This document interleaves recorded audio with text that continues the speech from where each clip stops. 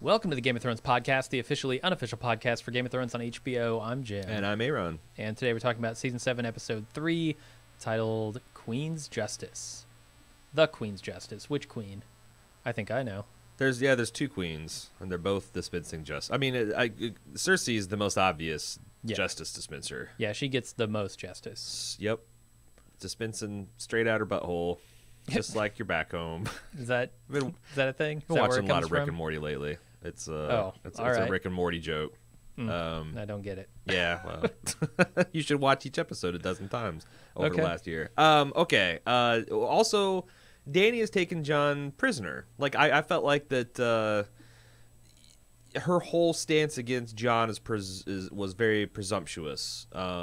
However, she also has 3 dragons and a much larger army and a much better, clearer claim to the throne, and was not even informed about the war that he's fighting until he showed up. So I guess it all makes sense. From her perspective, this should be a done deal. Yeah, no, I thought on second watch, this is, with a few minor exceptions, this is a really strong episode. It has a surprising amount of humor in it. Yeah. And I felt it was much needed going into these final 2 seasons. We need to keep it at least somewhat light. You can't just have it be this downward spiral into pure blackness, right? Which the palette seems to be going. So we need a little bit of tonal lightening, which I think the humor did well. And I did enjoy the light Han Soloing Lando Calrissian going on between Tyrion and Jon, because you're not sure if whether, I don't know. I think Tyrion's doing a good job of playing the kind of the parent trapping of the two people. You do? Because I feel he's like not doing. I will say that he's not doing a great job as Hand. If we're just going by the evidence of the fact that Cersei and Jaime are out plotting him, does not bode well for Dany's military adventure. She needs people with more battlefield experience advising her. Yeah. I think the thing I took away from this episode is that Tyrion makes a great diplomat. He does not necessarily make a great military advisor. Yeah. And that's evidenced by the double defeat, essentially. Right. Last episode and this episode, he gets served a heaping helping of the Queen's Justice. Without a boat full of wildfire and brawn. He ate nothing. But that's so weird because, well, I guess he's got wildfire class weapons. He's just he doesn't want to use them against the people. Yeah, it's one thing to use them against like if Dany were holed up in the Red Keep and all the citizens were, and it was just an army of assholes outside the gates, I'm sure he'd let fire at the dragon. Oh, so yeah, he's in a tough spot. Yeah, he had no problem in Meereen when she blew up a bunch of boats. Yeah, we're just discussing our general thoughts on the episode. I've started already jumped analysis. Sorry, I'm champing at the bit. There were some really, really good shots. Some excellent shots of like castles and cliffs and sea. And that brooding cliff was amazing. That was amazing. Yeah. I thought when we went to Highgarden, there was like a particularly amazing shot. Of all the guys on the field, the field leading up to the castle. Oh, that was at Casterly Rock, right?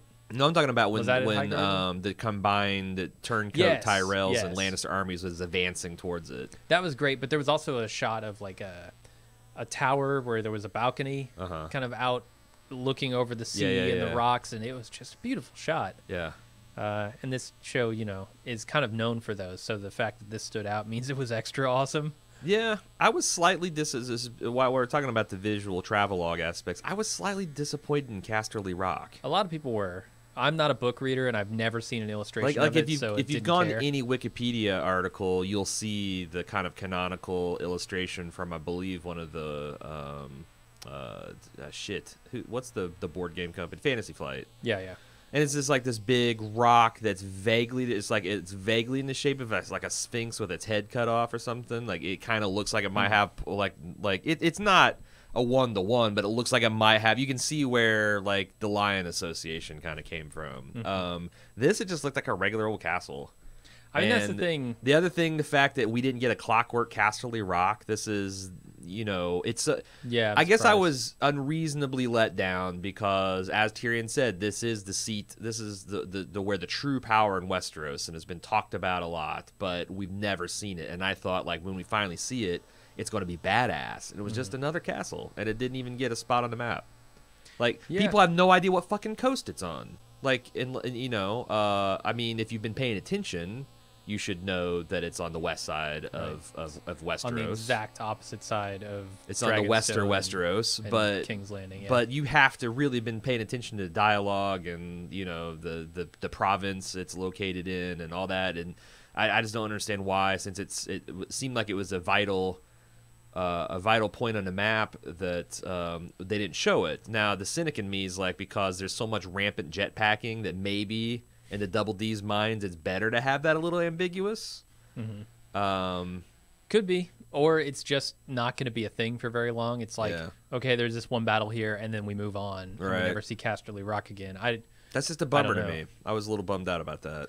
Or it could be that it's coming up next episode. Maybe there's like a bunch of scenes with Grey Worm and stuff at Casterly Rock deciding what the hell to do. It's going to transform into a giant robot.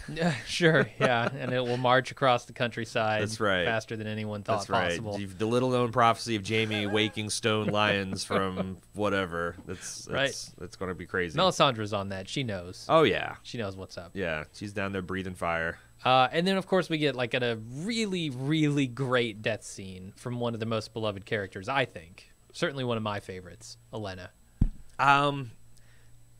Were you disappointed that she didn't collapse as Jaime was walking out the door? I'm disappointed he didn't gut her from guts to butts. Yeah, I wanted to see her blood spill after that Joffrey thing. It was a great death scene, or it was a great death dialogue, but I felt like it needed an exclamation point. Either Jaime's like, well, talk all the shit you want, old woman, you still dying, and that point made as she collapses when he walks out the door. Or, you're right. You're right. Look, don't give her the painless, satisfying death she wants. My son's sword's called the Widow's Wail? You're in black? Are you a widow now? Oh, okay. You know, yeah. Yeah, I'm kind of surprised he didn't do that, but I guess he was just so shocked by the reveal. Look, guys, it's a thorn kebab. Like I said, I still really like this episode, but some of the technical and logistic details started bothering me a little bit more on second watch. Okay, I'm mostly overlooking that stuff because you have to. Like, you have to at some point. Otherwise, it's kind of like, you know, like if you're halfway through John Wick and you're just like, oh well, this constant headshotting's preposterous. Right. Like, no man has that accuracy. Come on. You're watching the wrong movie, and you know, I do feel like the people that. I mean, this isn't exactly halfway through John Wick. This is like you've watched 2 hours and there's 10 minutes to go, and it was a hyper realistic, you know, military political thriller, and then he just wins all his fights by headshotting everybody at the end. Like, I feel people that are there is a growing discontent with how much things are getting just thrown together and just for sake of dispensing with plot. And again, I don't know that it's the Double D's have suddenly forgotten how to tell a compelling TV story, because my first watches are always like very impressive, and I think that maybe, you know, if their chief crime is that you know, they were handed this thing and forced to finish something they didn't want to do, and you know, we're overthinking it. You know, it's like, I don't know that the person to get mad at is at Double D's. The person to get mad at is George Martin, because they have to wrap this up in 2 seasons. Yeah, I'm not actually sure why they're going with 2 seasons. I don't know why they don't extend this. If they've got so much to do, it's not like they can't afford it, right? They're making money hand over fist with this thing. So. I do, but I think I've gotten the impression that the Double D's are over it. Well, and that's the thing. I wonder if that's not showing in the work, because I do think a lot of this is somewhat sloppy. We'll talk about it when we get to the Euron stuff. Yeah. I have my nitpicks, but overall, I really like the episode. Yeah. No, and that's maybe something we can expand upon later. But I do like. I think the Double D's are over it. It's bummer for us as a fan that we're not getting the entire story that we probably deserve. If I put myself in the Double D's shoes, it's hard for me to criticize them, because they wanted to adapt this thing they were big fans of, and they thought it would be finished. And, you know, adaptation's already hard. Switching to original creative work in the middle is even harder. So I don't know. It's that's one of the compelling things about these seasons, is how unprecedented it is, and you know, what the different things that different fan bases want from it, and we never think about what the creators want. and they're not slaves. They're no more our bitches than George Martin is. So if they like, hey, you know what? We've been doing this for 8 years, and it's been our life. Yeah. Like it's going to be like what a big part of your life, like college and med school is for doctors. This has been like Game of Thrones for us, and we're done. We want out. We don't want any part of the fucking prequels or the sequels. We just want out and do other things. Yeah. We want to write for Always Sunny, and that's fine. Okay. That's fine. Okay, maybe we should get into the recap. Let's do it. Once I find my button here. We start off with Jon arriving at Dragonstone, and he's greeted by Tyrion and Missandei, and she asked him to surrender their weapons and their boat as well. He doesn't really agree to that, but it happens anyway. They comply, and they head into the castle, and as they do, Drogon does a flyby on him. Mm-hmm. And there's a lot of good dialogue here. Permission to buzz the tower. Yeah, he didn't ask for permission. He Top Gunned it. Yeah. Straight up Top Gunned him. Yeah. It's funny how they react versus how, like, Tyrion and Missandei and the other soldiers react. Because they react to it, but it's more like, oh, there goes Drogon doing his thing. Right. But Jon and Davos hit the deck, man. Yeah. No, I mean, it's... For good reason. Well, I mean, imagine, like, if you... Yeah. Like, how hard do we get used to a super predator like that in the skies? Like, something the size of a jumbo jet that you can just come screaming down and breathe fire on you. And it's also hard to not get the impression that dragons are just kind of fucking with them. Yeah. Yeah. It's like sometimes when I walk past my cat, she'll just reach out and, like, grab my ankle. I feel it's like, kind of like, hey, if you were 1/10 your size, I would kill and eat you now. And I feel like the dragons are doing that, except for they are like 10 times bigger than humans. So I don't know. I guess they don't. How does Dany teach them not to eat people, or her people specifically? I don't know. It's that connection, I guess. Yeah. She just says, "Hey, these are my friends." Yeah. Go eat some goats, or maybe go fly to King's Landing. That's the other thing. She also doesn't want them flying. Can you imagine if they just flew to King's Landing and started eating people, or got themselves killed by these stupid crossbows? Like, what do you do? What do you do about these dragons, man? Yeah, it was nice to see Jon and Tyrion reunited. They've always had a bit of a rapport that I enjoyed. Yeah, the reminiscing, like, anytime characters call back to things they've done many, many years ago, I feel like it's rewarding as a fan, because, like, we get those references, and it's nice that the characters do, and which means the creators do. So having them not just be generic, like, it's been a long time, like, but specific interactions, them calling each other dwarf and bastard, and referencing Tyrion pissing off the wall. Yeah, that stuff is cool. I like it. And talking about catching up with each other. Tyrion's talking about Sansa. I think he's trying to do a little damage control here. Yeah. Look, Jon, it was not my fault. I didn't want anything to do with it. It was never consummated. I don't know what she told you, but from my perspective, right.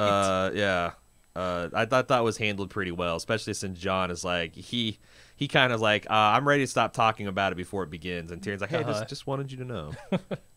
Yeah, and Jon doesn't have a great explanation for how he got to where he is either. What do you think is up with Missandei just shutting down Davos? Like, I felt like there was...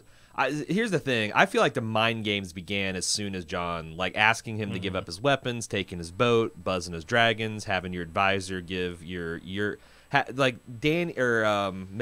and Davos are essentially equals and peers. Yeah. And she just shuts down his small talk, not rudely, but with like a bemused smile. Like, everything about this situation is designed to tell Jon, you are a small and insignificant thing. Look at this great and powerful Oz. Yeah, I really dislike the attitude in these throne room scenes. Yeah. I understand where both sides are coming from here. Right. Like, Dany doesn't know this guy from a hole in the ground. He's talking some crazy shit. She's not going to believe it. But at the same time, her positioning of herself is incredibly stupid in my mind, because I know why Jon's there. Yeah. But I get it. But on the other hand, I also think that Tyrion, some of this is Tyrion's fault, because Jon showed up to, talk with this new queen.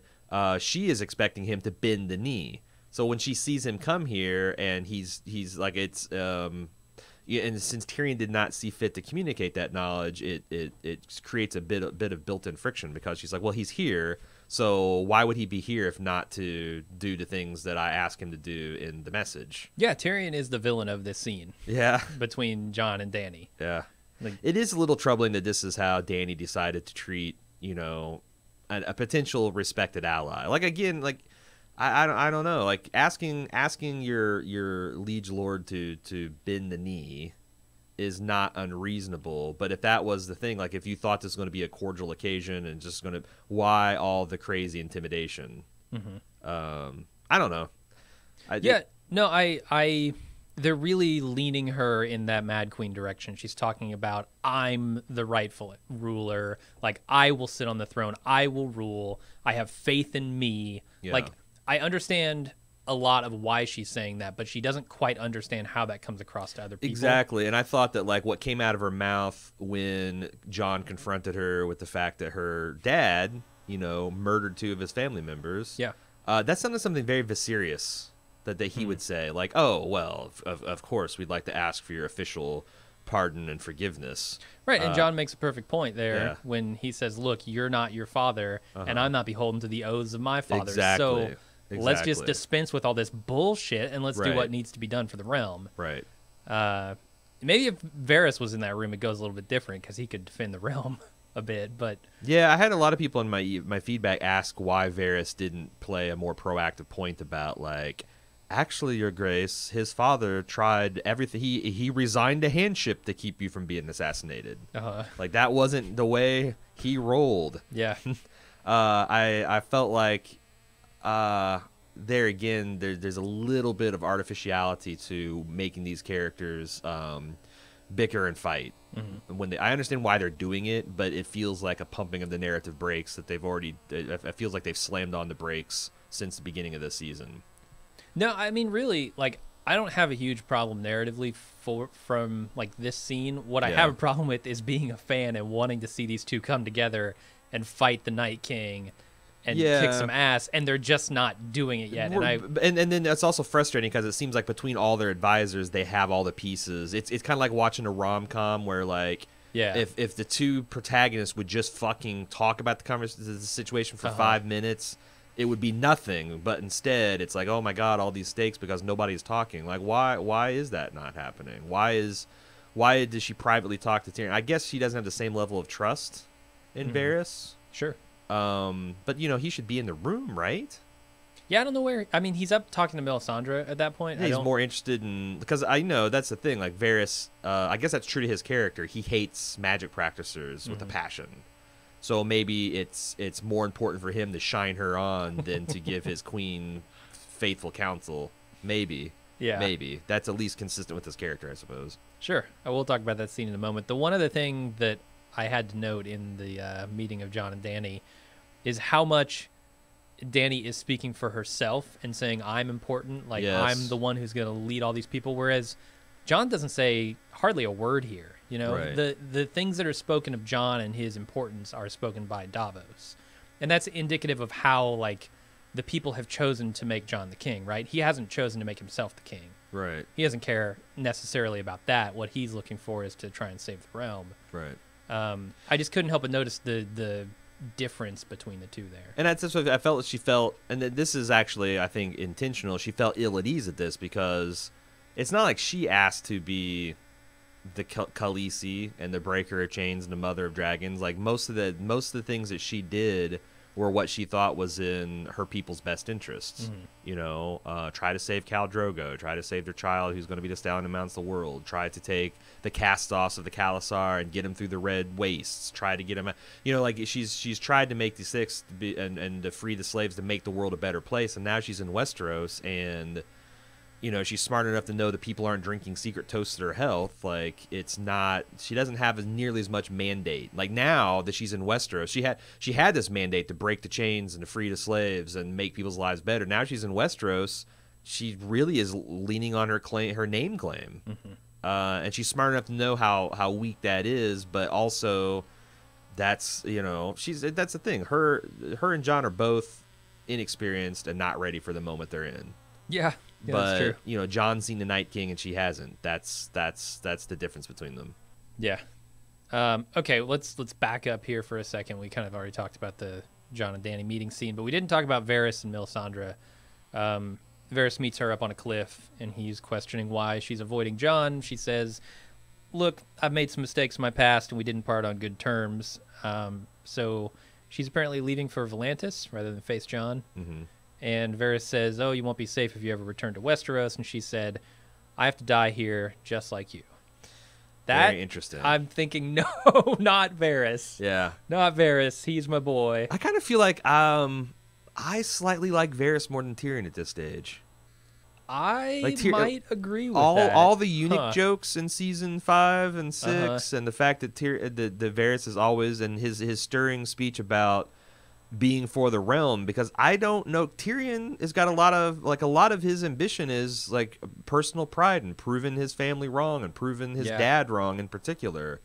Where Varys, you know, he had nothing, everything he's gotten he had to work for, and he still wants to serve the realm. He's like he's the anti Littlefinger, who has amassed all this stuff just personally for himself.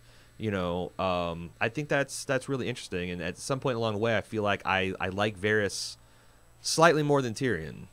And I feel like that maybe if Varys was in the hand position, things might have turned out better. I don't know. I think I'd maybe rather be have too cautious. I'd rather have Varys advising me. I'd rather have a beer with Tyrion. Yeah. Oh, for sure. But it's super ominous. Like, I'm hoping that this is one of Melisandre's misplaced prophecies. That's true. She's seen something that she thinks lines up with Varys, but it doesn't actually, because I don't want him to go. Right. I want him to stick around. That's pretty much it up on the cliff. Also, they said I brought ice and fire together. Right. Like that's very close to saying the title, but not quite. Right. There needs to be a song in there. That's where Sam needs to come in, give it the poetic title. He'll write a book eventually. He's probably writing it right now. Probably. So after the meeting with Jon and Dany, we go over to Theon, who's pulled out of the ocean. He tries to claim that he's tried to save Yara, but the crew rightfully doesn't believe him. They call bullshit on that. And he's left on the deck to freeze and think about it. Oh, can we go back to Dany and Jon real quick? Yeah. We didn't talk more. It's been 2 more days to think about it. Why do you think that Jon is so hesitant to let Davos run down his full resume? Is it because you mean where he cuts him off with the knife in the heart? Yeah, my thing is, like, he's already asking him to believe something incredible. Right. Like, I don't want us to sound like raving madmen. Yeah. Like, I've got the army of the dead, and like I arguably am part of that army of the dead. You know, like I'm a guy that got resurrected. Maybe that's the best I can come up with. Yeah. So I totally think that's the thing. Like, we're making one big ask. Let's not make 2. Okay. The thing that throws the wrench in it for me is that Dany herself admits that crazy fucking things happen, right? Like, people hadn't seen dragons for hundreds of years before I came on the scene, and yet I birthed them. Yes. So really, you're gonna really question that hard what this guy's trying to tell you. But on the other hand, I guess Dany has all of her evidence arrayed. Like, all that stuff that she said, she says, you've seen my dragons, you've seen my Khalasar, you've seen my eunuch army. Like, Jon is like, well, yeah, but there's this bigger threat. So you should also say, and I've seen the Night King, and I've seen the White Walkers. But that's true. He could say that, but it's faith versus reason. Like, for sure. Dany's not asking for his faith. Jon is. Yeah, and she has faith in herself alone. So, okay, let's go on to Euron. He comes back, leading his captives through the streets of King's Landing, and he revels in the cheers of the crowd. He brings them to the Iron Throne, where Cersei promises him everything he wants, once the war is over, of course, and makes him commander of the naval fleet. And while the crowd cheers, Euron taunts Jaime. I think this is a really good scene. Euron, like, I love to hate Euron. Yeah, you know, it's one of those things. And also, boy, Jaime is just always comes off the weaker on this, because he tries to be the elder statesman. It's like, oh yeah, well, let me tell you a thing or two about the mob, and then Euron like out real politics. I'm like, yeah, I just think they like severed heads, bro. Also, does your sister like it in the bum? And then as Jaime's like, incandescing with rage, he does that. Shh. We'll talk later. You think they're gonna talk? There, yes, Quote, unquote, there talk. will be further words said. I don't know. Maybe I don't know. Do you think? I don't quite have Euron figured out, honestly. Yeah. He seems to exist solely as a plausible way for Cersei to be stymieing the early parts of Daenerys' conquest, and not even a very artistic one at that. Because again, I'm not going to bitch about jetpacking, but I want to speak for the people that are really bothered by it. The timeline, as the show has us believe, which again, indeterminate amounts of time can pass between any of these scenes. However, what's presented is he intercepts Dany's fleet outside of Dragonstone, drags them back, and does his victory procession. And by the end of the episode, has sailed around the entire continent in time to be at the exact position to destroy the rest of her fleet. Yeah. Now, I guess there's no evidence that Euron was actually there. He could have sent his men, but does that seem very Euron? And that's also me appealing to things that are not in evidence. Sure. Because that's the other thing is I got 50 different emails about possible ways that Euron could get 1,000 ships. I'm like, well, yeah, he also could have a matter replicator he's discovered in Old Valyria and he's got installed on Pike. He's got a ship horn. He blows a horn and ships come out like a horn of a ship plenty. You could say many things. But I've seen the ship horn, Danny. It's real. Trust me. It's in his pants. I mean, that's the thing. If you can make up any story, but you're just writing fan fiction. Sure. And that's the thing is I guess that's what the Double D. I've been saying all along. Is what Double D's are doing. It's officially licensed fan fiction.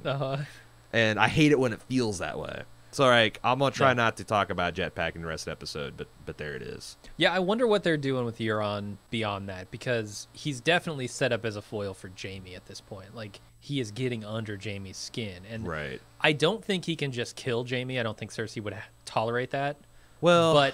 But he might be able to make some kind of claim of self-defense if he can goad Jaime into making a mistake. And here's that. I think this is a little bit of self-inflicted wound from the fan fiction. I think they've kept Jaime on Cersei's side way too fucking long. Yeah. And they need something like Euron to be like a flaming stick in his eye to provoke him into some kind of rift between him and Cersei, because I thought the wildfire was going to be that, honestly. Yeah, you burnt half of this. I literally slew the other king to stop that. How can this still be cool? But I don't know. I feel like that was that was a flaw in their approach that they kind of seeded back in seasons 4 and 5, and now they need something like Euron to solve a bunch of their different sins. Yeah. So what are you going to do? If they're even going that way, That's true. They might stay true blue to each other till the end. That's true. I could have completely misunderstood the arc of Jaime and Cersei. Or they're just not doing that in the show. Yeah. That's also possible. So then we go to Cersei taunting Ellaria in the dungeons before kissing to death the final Sand Snake with the same poison that Ellaria used to kill Myrcella. Tyene? Is that her name? I never bothered to learn their names. And this is the thing that bums me out, because I thought that Tyene and Ellaria did excellent in this scene. I thought Ellaria, the actress who played Ellaria, crushed it in this scene. And I know I've mentioned this in years past, but I read another article where they interviewed the Sand Snakes and just how bummed they were that the fans didn't like them. And it's not your fault, guys. It's your totally dialogue was terrible. And this scene is again. It's I forgot that Ellaria was good. Mm-hmm. I forget the actress's name, but she really, with nothing but her eyes and her body language, is emoting the shit out of this. And man, if they gave you think if they gave her and Prince Doran, I can't remember Dr. Bashir's name, Julian something or other. Yeah, Julian Assange. If they just given them some leaks, now we got it. If the material they gave it was the bad, it wasn't any. I don't think it's any one of these individual actors, and it's really tough to get cast this and be so excited. And they were so pumped for what they thought was going to happen, and then everybody hates them, and it's nothing that they did wrong. It's just the material they were given. Yeah. So just want to say it's not your fault, guys. It's too bad the Sand Snakes were were kind of botched. The whole Dorne thing got botched. But at least they gave you two a pretty good. They gave Mama Snake and Baby Snake pretty good out. They did, and I've never really had a problem with Ilaria as a character. I thought she was good and well written. Her scenes, back when Oberyn was still alive, were really good. Yeah, it's really just the Sand Snakes. Yeah. But that's not what we're here to talk about. You can see from the very first moment that Cersei steps on screen. Speaking of actors who crushed it in this scene, Lena Headey does another incredible job here, just being so I don't even know the word for it, but there's something that you like. This is the Queen's justice, right? She deserves this moment, I think, even though she's a monster of a human being. All of that comes through on the screen with her performance. It's great. Right. But, the thing is Ilaria, Cersei's got a point. That's what I mean, yeah. Like Oberyn brought all this, onto himself. That's something that was always frustrating. Like, he was such an awesome character, but he shit the bed. Yeah. When, instead of just, being content to strike a blow at House Lannister, he had to get the whole thing. He had to get a complete, total, and psychological victory over them, and he got himself killed, which has directly led to this moment. And, Cersei's a scorpion. You can't blame a scorpion for stinging. And you play the Game of Thrones, you win or you die. These people are going to die in particularly horrible, horrific ways. I don't know this is any worse than a nun being fucking raped and abused repeatedly by some zombie. Oh, no. I don't know if it's any worse than blowing up hundreds, if not thousands, of innocent people around the Sept of Baelor. Yeah, that's more the seat of religious faith for an entire continent. That's pretty repugnant shit. Oh, yeah, Cersei's the worst, by far. But she does deserve this moment because Myrcella was a casualty of Ilaria here, and I don't think Myrcella deserved it at all. No, God, no. So, neither did... Also Ilaria, neither did Trystane, Doran's son. Right. So some of this is you reaping what you sow. Yep. You stepped a little bit, you gazed at the abyss of Cersei's butthole too long, and it gazed back. There you go. Speaking of reaping what you sow, I can't help but notice the symmetry here of pointing out that Oberyn got killed as he was gloating because he was gloating. It was his downfall. Now Cersei's doing the same thing. Maybe take it down a notch, Cersei. I think she's just sharpening her diplomacy when the inevitable meeting with her and the Night King. Like, she's got to master this gloating-based language, and it's like Picard in that one episode where he was, just trying to get it just right. Right when the ambassador's coming. She has to get this gloating just right so that she can treat with the Night King when he comes down. Yep. Okay. Afterward, Cersei goes to bang Jaime. The next morning, there's a knock on the door. Cersei opens it to reveal the relationship to this messenger. The Romulan sub-commander that came to tell her what's up. She came to say that the visitors from Braavos have arrived, which means Iron Bank is here. Mm-hmm. Cersei just being super cavalier about this whole relationship. I think she can be. The one thing they kept on showing is that, every time I thought it was striking when she was addressing the lords of, the lords and ladies of court, how small. You compare to when when Sansa and Joffrey's wedding was announced, and there was just the hall was packed, and the antechambers were packed, and the balconies were packed, and now there's 36 people standing in, and half of that is the Tyrell people. I feel like that there's really everyone that was anyone was at that trial, and now there's nobody left to oppose her. I do think she can do what she'll please. Yeah, that's the thing. You look at how many people were packed into that sept. Yeah, how many people she blew up, and we know Kevin Lannister, Mace Tyrell, there was just tons of people that were a lot of the nobles. Yeah. Yeah, and their families who weren't in there would be rightfully pissed. Right, and you also think that I guess can she do anything? No, because eventually the people will rise up and eat her if they're starving, and it's probably not a good look that she vaporized again. Whatever the lords and ladies believe, the small folk are super pro gods. Yeah, and that's got to be something that's seen as an open insult. So no, she's not totally safe, but I don't think she has to worry about her servant girl seeing her boning her brother at this point. Yeah. Especially since that's kind of been an open secret for years now. Right. They just wouldn't admit it. Stan has put her on blast back in season 2 on this with all those ravens. Yeah, I mean Ned did. Yeah, Stannis that's did. what I'm saying. It's kind of an open secret at this point. Euron fucking knows it. Euron's been sailing the 17 seas or however many seas there are in Westeros. Yeah. Westeros has too many seas. 7's good enough for Earth. Why do you need 29 or however many it was? Then the guy from the Iron Bank, I don't know his name, he meets with Cersei to warn her that they're planning to back Dany if they don't get their gold back. Cersei makes a case for why they should support the crown in the war instead and promises a full payment within a fortnight. 2 weeks. That gives us an idea of the... that does give us an idea. 2 weeks is certainly long enough to sail around Westeros and flank another army. So there's my own rebuttal to my jetpacking. Yeah.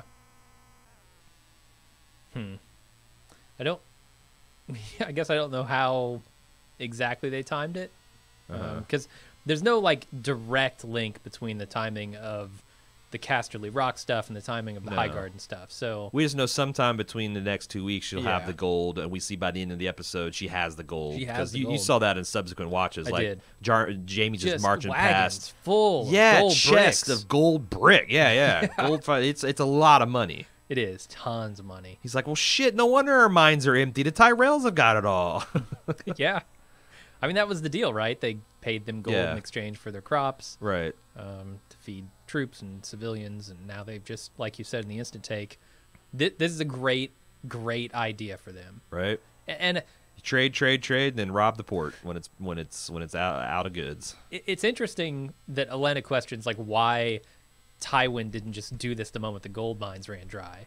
And I think Tywin is actually a more decent human being than Cersei. Not only and that, he could have done this, but he chose not to. There was no percentage. Like as long as I can secure the Tyrells' undivided loyalty by marrying my grandson off to their daughters. Yeah. Like, why and would he gains their armies. If Jamie lost 100 dudes in fighting, that's 100 dudes that Tywin wouldn't have lost because he'd have them on the hook for generations. Right. Like, their money would be his money. And he'd have to defeat their army, and their army could be useful to him. Exactly. In an alliance. So that's why, like, I think the banker of Braavos is sucking Cersei's dick a little too hard here, because there's no way Tywin would be put in this position.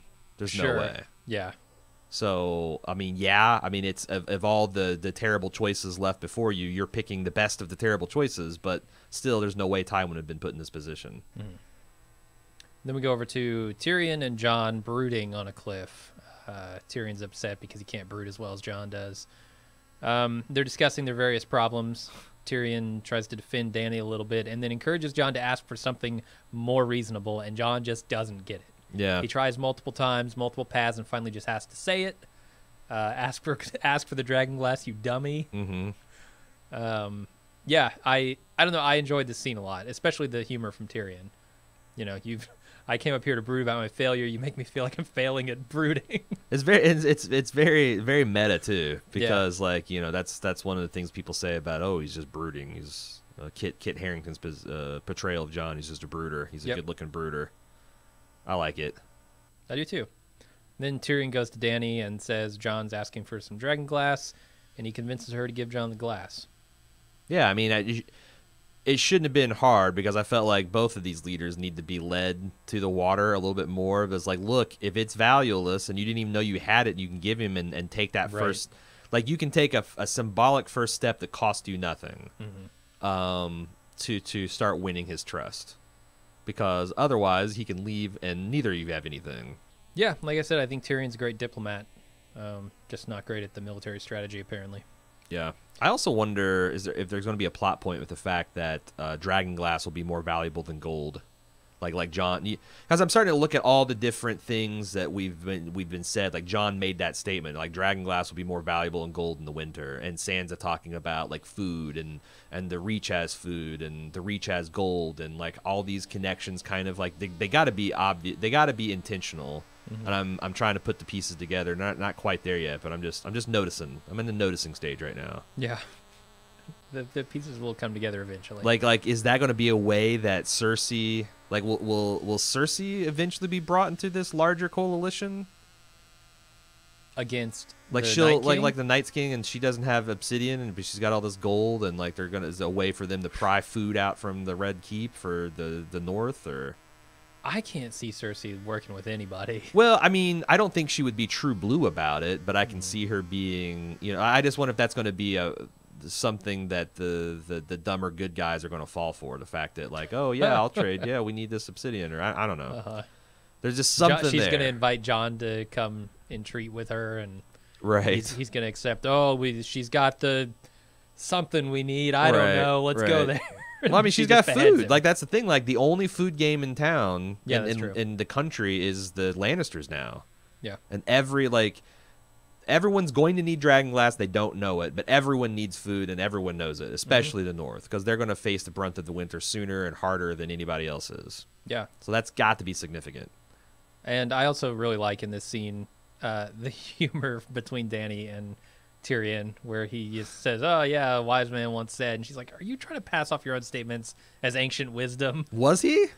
I think so. Yeah. Then because totally. I don't. So do you think he lied to her, but he like joke lied, so it's okay? Yeah. He tongue in cheek told her what she wanted to hear. Okay. And I think they both knew it. All right. I think you're right. I thought it was a little ballsy. I thought as he was doing it, it's like, maybe you should just say, "I've always thought." Or I've always said, because she clearly respects her intellect. I don't think you have to pass it off as ancient wisdom. But anyway. Then Jon meets Dany on a cliff, and she says she hasn't changed her mind, and neither has Jon, but she'll allow him to mine the dragonglass and help him do it. She's going to give him... I mean, I guess Jon's just going to go back with mounds of dragonglass, Apparently so. Fashioned into weapons, probably already. Apparently so. But he's not going to be allowed to leave at this point either. Like, I feel like well,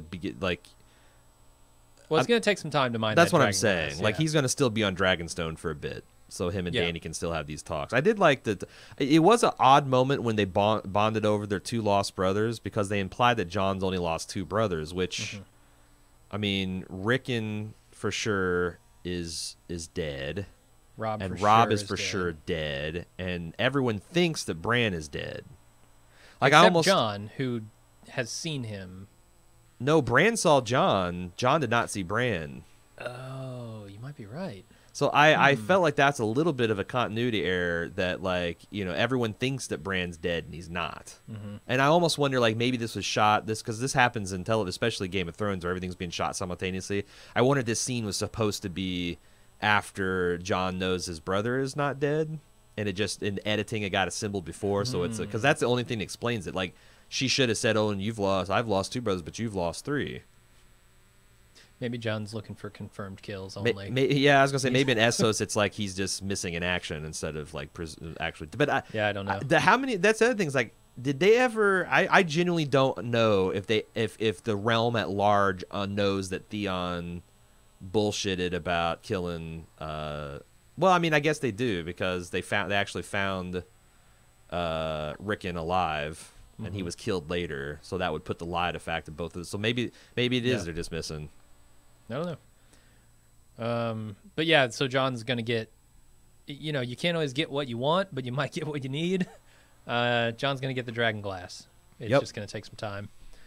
Then we go over to Sansa, who is running Winterfell like a boss, I gotta say. She says they need to build up the grain stores because tons of people might flee to Winterfell in this long night, in this winter. She also says they should cover the armor in leather, which I guess is an astute observation. Yeah, I'm assuming that's just to make it more insulated. Yeah, more like you don't want plate steel right against your skin, but I wouldn't think that you would go naked underneath your plate steel anyway. Yeah, I'm probably gonna wear something under it. Maybe it keeps it like from sticking together. Like if it gets like I don't know. I don't know how armor works, but you know who does? Jan Royce. He was super impressed with her suggesting leather covering, and that's what we're supposed to understand. Yep. Someone wants to give me the creative anarchist the guide to leather or metal weaponry and armor, then I'll be happy to read it. I couldn't believe that the Maester didn't know the longest winter in record off the top of his head. I had the same notes. I could not believe I have my notes. What kind of bargain basement Maester Wolken we got here that, like, that should be... Yeah. Really? I want Lewin back. Yeah. Honestly, he would have known. Yeah. Fuck yeah. Like, that's the thing, you know, you've not, even though winter is coming and it's said you just don't know. Right. You've got the King in the North off getting Dragon Glass to fight the Walkers, and you don't know how long the last winter was? Right. Come on, man. Yeah. Like, you were probably alive for it, too. Yeah, she's not asking, like, what's the best beach on the southern island to hit. Right. Like, I can understand. Like, are you there to party or are you there to relax? Like, right. Is it spring break? Or is Ja Rule organizing this event? Or, you know, it's like, I feel like that he should know that. He should definitely know that. That should be something, the information he has at his fingertips. I'm skeptical of this Wolken guy. Me too. He's on watch. And I don't mean the nice I think his first name's Christopher. Christopher Wolken. I doubt it. No, I can't do Walken. Forget it. And then Littlefinger tries to get a finger hold on Sansa by advising that she consider all the possible outcomes of the war. It's his mental Churchill speech. Yeah. You must fight them in your frontal lobes. You must fight them in your cortexes. Yeah. You must fight them on your hippocampus at all times. Be fighting mental battles. I mean, it is a good speech. It's a good speech, and I think it's a lot good of people, strategy. A lot of people gave it shit coming out of Comic-Con, but I thought you astutely pointed out that in context it came off as not as desperate and more of... I mean, I kind of am back to, like, trying to decide how much he really cares about Sansa and wants to see her succeed. Right. I do think this is good advice, and I think that that's the thing that they're forgetting, right, is that there are two wars here happening. Yes. And you cannot ignore the possible outcome from the South just for the sake of the North. Right, especially since it's all in your head. Like, you know, he's not even saying you have to do anything, but if you're refusing to think about it, you're putting yourself and your people you're doing a disservice to them both. And you might miss an option that can solve both problems at the same time. Right. You know? The only problematic thing is that I know that Sansa has seen Littlefinger scam a woman. Like to you know, bullshit her with flattery and lies and then throw her down a moon door. Like, she's seen this stuff happen, and to the extent that I think he's being true blue and he's like, how much of that is just an act, and I've seen him do it before, he'll probably do it again. Is he doing it to Sansa right now? I'm kind of waiting for the reveal that this was all part of Littlefinger's plan. Could be. Like, to lose the trust of Sansa only to try to look like he's trying to regain it. Right. Is part of his master plan somehow. No, I'm scared because I got a lot of feedback the last couple of weeks. Like, you guys are really underestimating Littlefinger, and you're like, yeah, you kinda. I'm still waiting for his. It's purely a meta argument that he has to get to the end of his rope soon. Like, sure. Yeah. There's nothing in the Game of Thrones that says that he can't even be the prime minister when all this is done. Like, I don't think he'll be on the Iron Throne. I don't even think there'll be an Iron Throne, but that would be pretty funny. All right.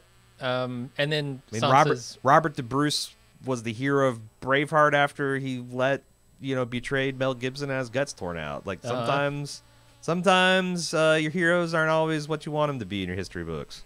It's true. Sansa's told there's someone at the gate, and she is reunited with Bran, who doesn't even lift a finger, let alone two arms, to give her a hug. Yeah, I think... I mean, clearly, when I've watched this more, they're trying to imply that Bran is the three-eyed raven now, something he wasn't ready for, something he wasn't prepared for, and it's made him weird. He is essentially... It's made him weird, yes, he's essentially a Dr. Manhattan in a crippled body. Yeah. I do think that they could have done a better job showing his loss of humanity, so it's not as jarring. Because that's the thing. It's not like... You know, fucking, speaking of Dr. Manhattan, the Watchmen movie showed Dr. Manhattan losing his humanity in a 5-minute montage. Like, I buy that, like, when you have this, like, unlimited cosmic intellect and access to all timelines, it would make you fucking weird, and you would have a hard time relating with people, and you would hurt them in ways that you wouldn't even consider, because, you know, that's the thing, like, the uncomfortable thing about Dr. Manhattan is, like, his girlfriend's giving him shit for, you know, doing a three-way with her while he's working on his top secret reactor next door, but, like, you're a child compared to him. Not even that. It's like some kind of fucked up bestiality. He's on another ascended plane, and he's just fucking with you out of being polite, essentially. Yeah. You can't really hate him for it. So I feel like they could have done a better job showing Bran go down that path, but it is. I think it makes sense. Yeah, I do understand. And I think most of what Bran does here, like so okay, I guess first of all, this is the reason that Bran did not sin like a raven or something. He was on his way down here from the jump, apparently. Right. He was just going to show up, surprise everybody. But then this conversation he has under the tree with Sansa. Yes, maybe he is the Dr. Manhattan of this situation, but does he not? How far has he gone down that road? Because he doesn't seem to understand that this memory would be difficult for Sansa. When he says, "Oh, how beautiful you looked on your wedding night." That was the worst fucking night of her life. But I do think it was his fucked up way to, it's like... Why would he bother to try and compliment her and tell her how beautiful she looked if he couldn't also understand how fucked up of a thing happened to her that night? It's like, I mean, it's if the Blood Raven or if the Three-Eyed Raven is like a mantle that he inherited, and as soon as the old man died, like that stuff just jammed into his brain, it might have, like, you see what something like that did to Hodor.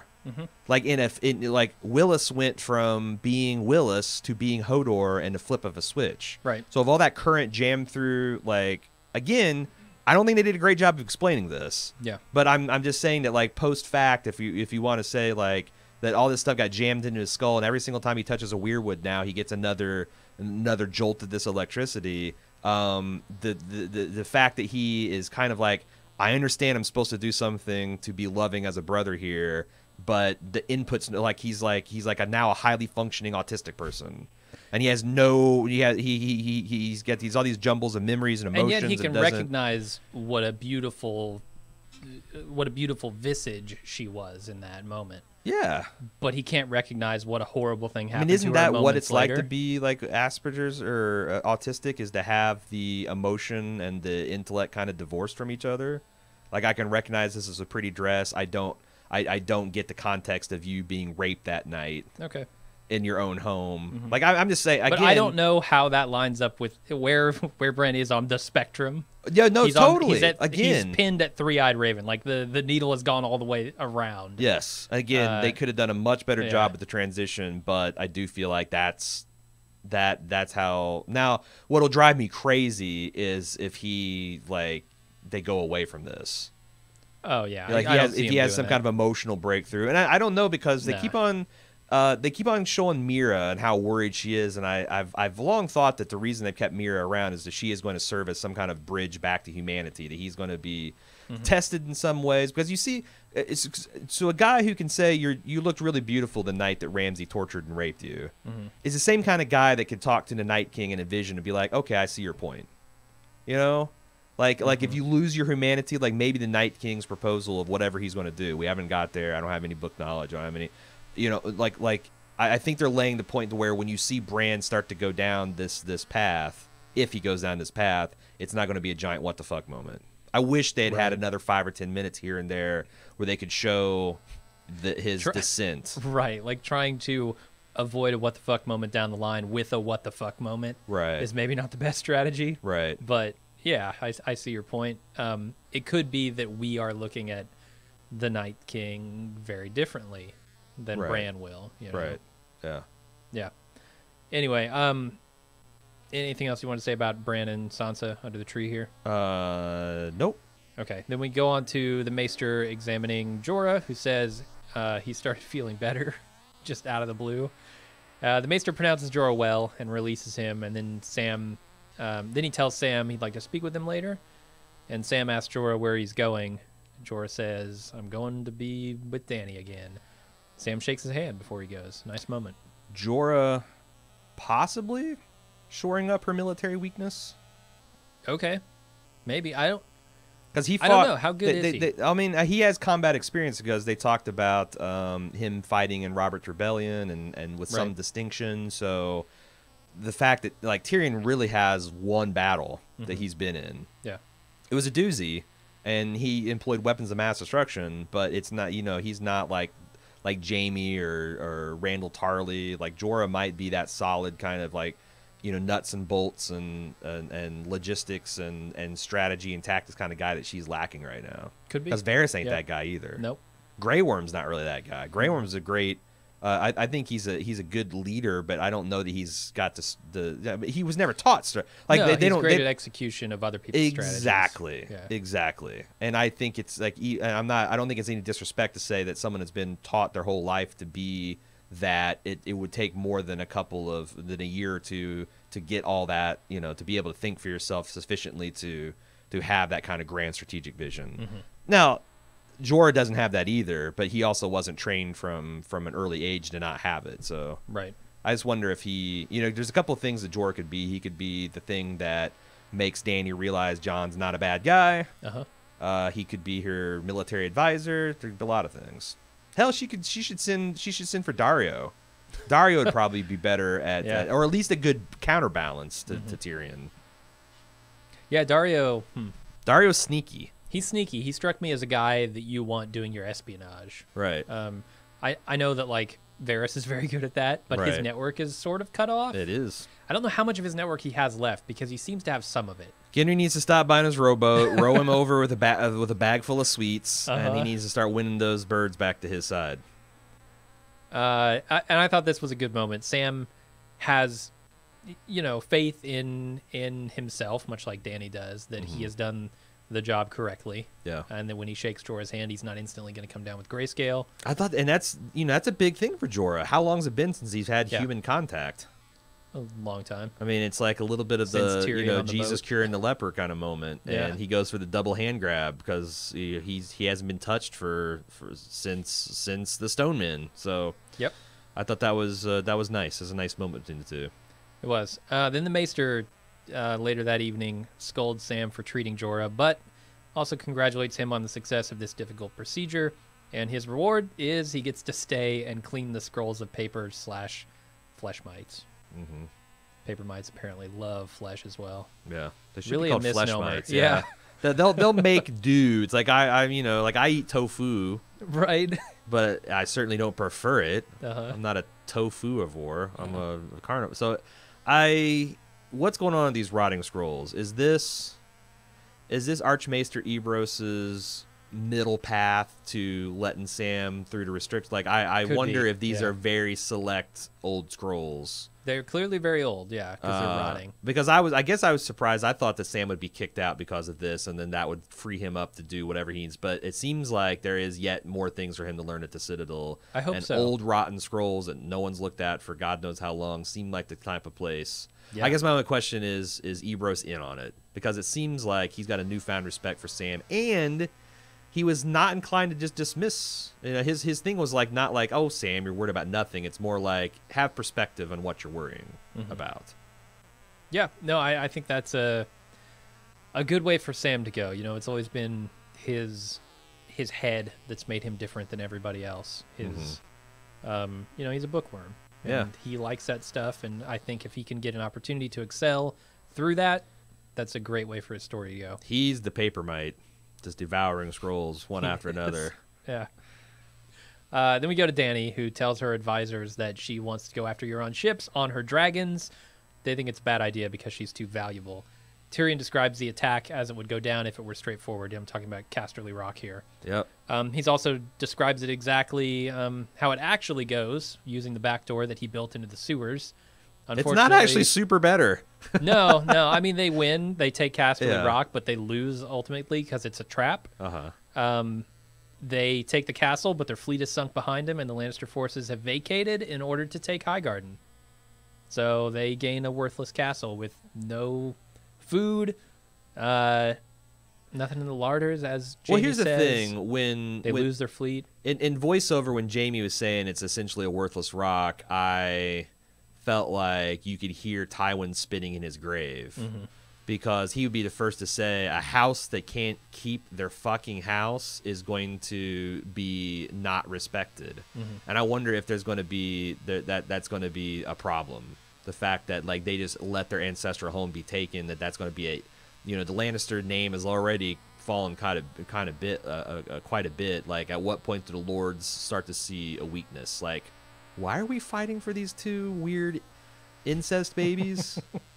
Like, why don't we, like, it's the Lannisters don't have money or armies or bread. We have the money and armies and bread. Yeah, not anymore though. I think this Highgarden move is brilliant on their part. I do too, but they've used Tyrion's own prejudices against him. Right. And I think they've gained something far more valuable than Casterly Rock in the process, which is Highgarden and its, stores of not only gold but also food. Right. I think it's a super good move. If people in the land, if the lords of the land can't see that, I mean, I wouldn't put it past them. But that's what I'm saying. Like, but at the same time, they're idiots if they don't see that. That was one of the things that Tywin tried to teach Jaime. Like, perception is the truth. With these, like you can say all you want. Oh, I meant to lose my house, but at the end of the day, you lost your house, and you're not getting it back anytime soon. And also, is it common knowledge that the fucking Lannisters are broke? I don't think so. Anymore. Well, but you know what I'm saying? Like, the fact that they just left their castle that's got all the gold mines and all that. It's like, I don't know. It seems like... Oh, you mean people didn't know the gold mines were empty? Right. Because they had been telling them they're not. That they're a paper lion this whole time. And now the whole realm knows that can't be good. So they think, oh my God, they've taken the castle on top of the gold mines. Right. There go the Lannisters. Right. Yeah. Okay. It's because because essentially goes back to Varys' parable about you got the rich merchant, the king, and the priest, and they both tell a sellsword to kill someone who has the power in the situation. Right. And the power is where the people think it is. Well, the Lannisters have just essentially say, "Yep, we don't have any clothes. We're a bunch of brother fucking sister naked people beggars." And Randall Tarley's not a stupid man. He's not a scheming man.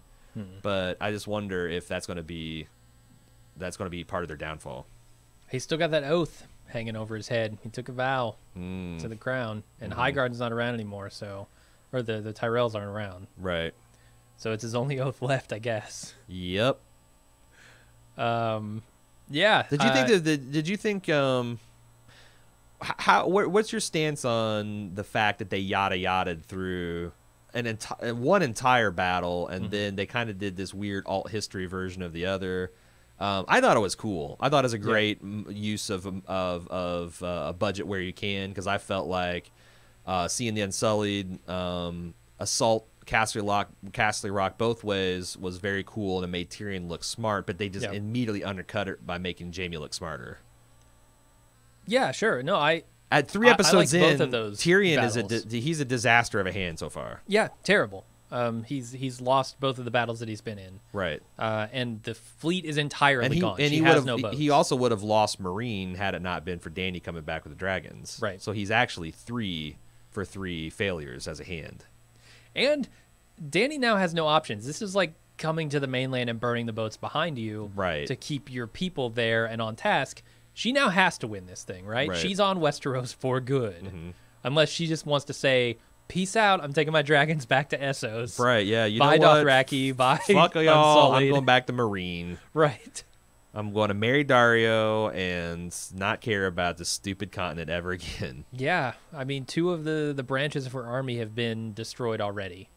And now she's stuck there. Yeah, much like Jon. Yeah, she had. I mean, now she's like, that's the thing. Like, Cersei's flipped the script on her. Yeah, now she has no allies, except for Jon, who isn't an ally yet. He's a prisoner. But Tyrell's neutralized. Dorne neutralized. She has no navy, so she can't even use her Dothraki screamers anymore. Her army is across the continent from her. A good chunk of her army is. Right. Now, I'm sure she has a ton of Dothraki, and she's always got the dragons, but she doesn't want to kill people. She doesn't want to kill civilians. She's in a really have tough spot. That's the thing, like, Tyrion's advice, which was good advice, has essentially forced her to do the thing that they didn't want to do anyway. Yeah. So, like, it's arguable that as brutal and terrible as unleashing the dragons and her foreign barbarians, that would have ultimately led to less bloodshed. Plus the idea that that's just something I don't think we talked about last week, the idea that Tyrion would say, oh, we should just lay siege to King's Landing. Well, we saw the last time. No, I know we did talk about this. The last time they laid siege to King's Landing, people starved and died. The small folk didn't like it. Well, why would you think that, the fact that you're being besieged by the Tyrells and the Dornish would be less acceptable than a bloody and terrible battle that then would immediately, put King's Landing back on an economic map? It's tough. Tyrion's just not looking great. No, he's not. He's looking real bad right now. The only thing he's got going for him is he built the sewers in Casterly Rock. Right. And he knew about that, so they took it a little easier than they would have. Yeah, he had a way to smuggle whores into his bedroom that Grey Worm was able to exploit. We've already talked about how quickly Euron sailed around the world. Mm-hmm. I really like the line that reminds us of what Bronn said, "Give me 10 good men and I'll impregnate the bitch." Mm-hmm. That's a great line. Great line that brings us back to a great line from another great character. Yep. And then we immediately see that character. He's right beside Jaime and Randall Tarley as they were. I didn't notice that the first time I watched. He's right there beside him, riding up to the gates of Highgarden. Yeah, I was so focused on Randall Tarley. I know. Like, I couldn't fucking believe I missed Bronn back there. Yeah. So yeah, they take Highgarden. Jaime then takes a little bit of time to chat with Olenna before poisoning her. I love the Rains of Castamere playing as Jaime's doing his very stylistic and heavily edited walk to her chambers. That's just a very cool moment. That chase cam. It did a lot of show and not telling because you saw the gold, you saw the grain, you saw the men laying on the ground dead. Yep. And he poisons her. He's giving her a distinguished, I guess, death, painless death. Right. But before she dies, she reveals to Jaime that she was the one who had Joffrey killed. She poisoned him in a not so painless way. Yeah. Fantastic scene here. This is a great cap for the episode. Yep. I feel you. I think it needed a little bit more. I don't know. Maybe they don't. They were like, well, maybe Jaime should kill the old woman, but then how will the audience, like, what? I don't know what they're trying to do with Jaime yet. Yeah. And it could be that they didn't want to play their hand about, like, how good or evil or what he's going to even do. Like, that they're just piling on insult upon insult and, all these things that, like, Jaime's turning into a fun. And that's the thing, like, Jaime never wasn't a bad guy. Like, he, from a young age, wanted to do the right thing, arguably served the realm, and got vilified for it. Yeah. We're seeing a lot of, like, season 1 Jaime here. Yeah. Just taking insult after insult when he doesn't deserve them. Right. Well, I mean, that's the thing. Like, Jaime became a person that throws a child out of the tower. Like, right. But I don't think that's the true Jaime. I think the true Jaime is the one we've seen that's fair-minded and wants to do what's right, and he's being subverted by his love for his sister, which is, I don't know, it seems kind of suspect, but I think Lady Olenna said it, that, like, it's they're portraying it as a true blue thing. He's almost blind in his devotion. Yeah. And also I can see him, like, I never really had the mind for politics of my father. Maybe Cersei's better at that, and, at the end of the day, is anyone really going to care about what war crime she committed when we all live underneath the Queen's peace? Yeah, that's kind of what he says. That's exactly, yeah. So I can kind of see him thinking, like, well, this is how everyone, like, I saw how Robert got to the throne. I know how Aegon got to the throne. I know how the First Men I know how the Andals took. It's like, it's never like, oh, they just came up and be like, hey, the way you're doing things are kind of jacked up. Maybe we need new leadership. Oh, you're right. We've been fucking things up here. You sit on the throne. Like, there's always terrible things that happen. It's war. Yeah. And nobody's ever come up and said, hey, excuse me, King. Right. I'm actually the rightful heir here. Yes. Could you please I'm sorry. Vacate the I've been throne sitting here for this me? whole time. I've been keeping it warm for you. Right. There's always bloodshed. And also, it's like he could probably be like, I never thought he was a great student of history, but also you could rationalize, well, the victor's always right to history, so that we're probably getting the cleaned up version. Yeah. Like, I want to see what his page looks like now in the Knights of Westeros or whatever. Well, he's the Lord Commander. He's the one supposed to be writing it. I don't think there's just been crayon. Kept up on it. There's just been crayon drawings. Yeah. Doodles of lions everywhere. Right. Yeah.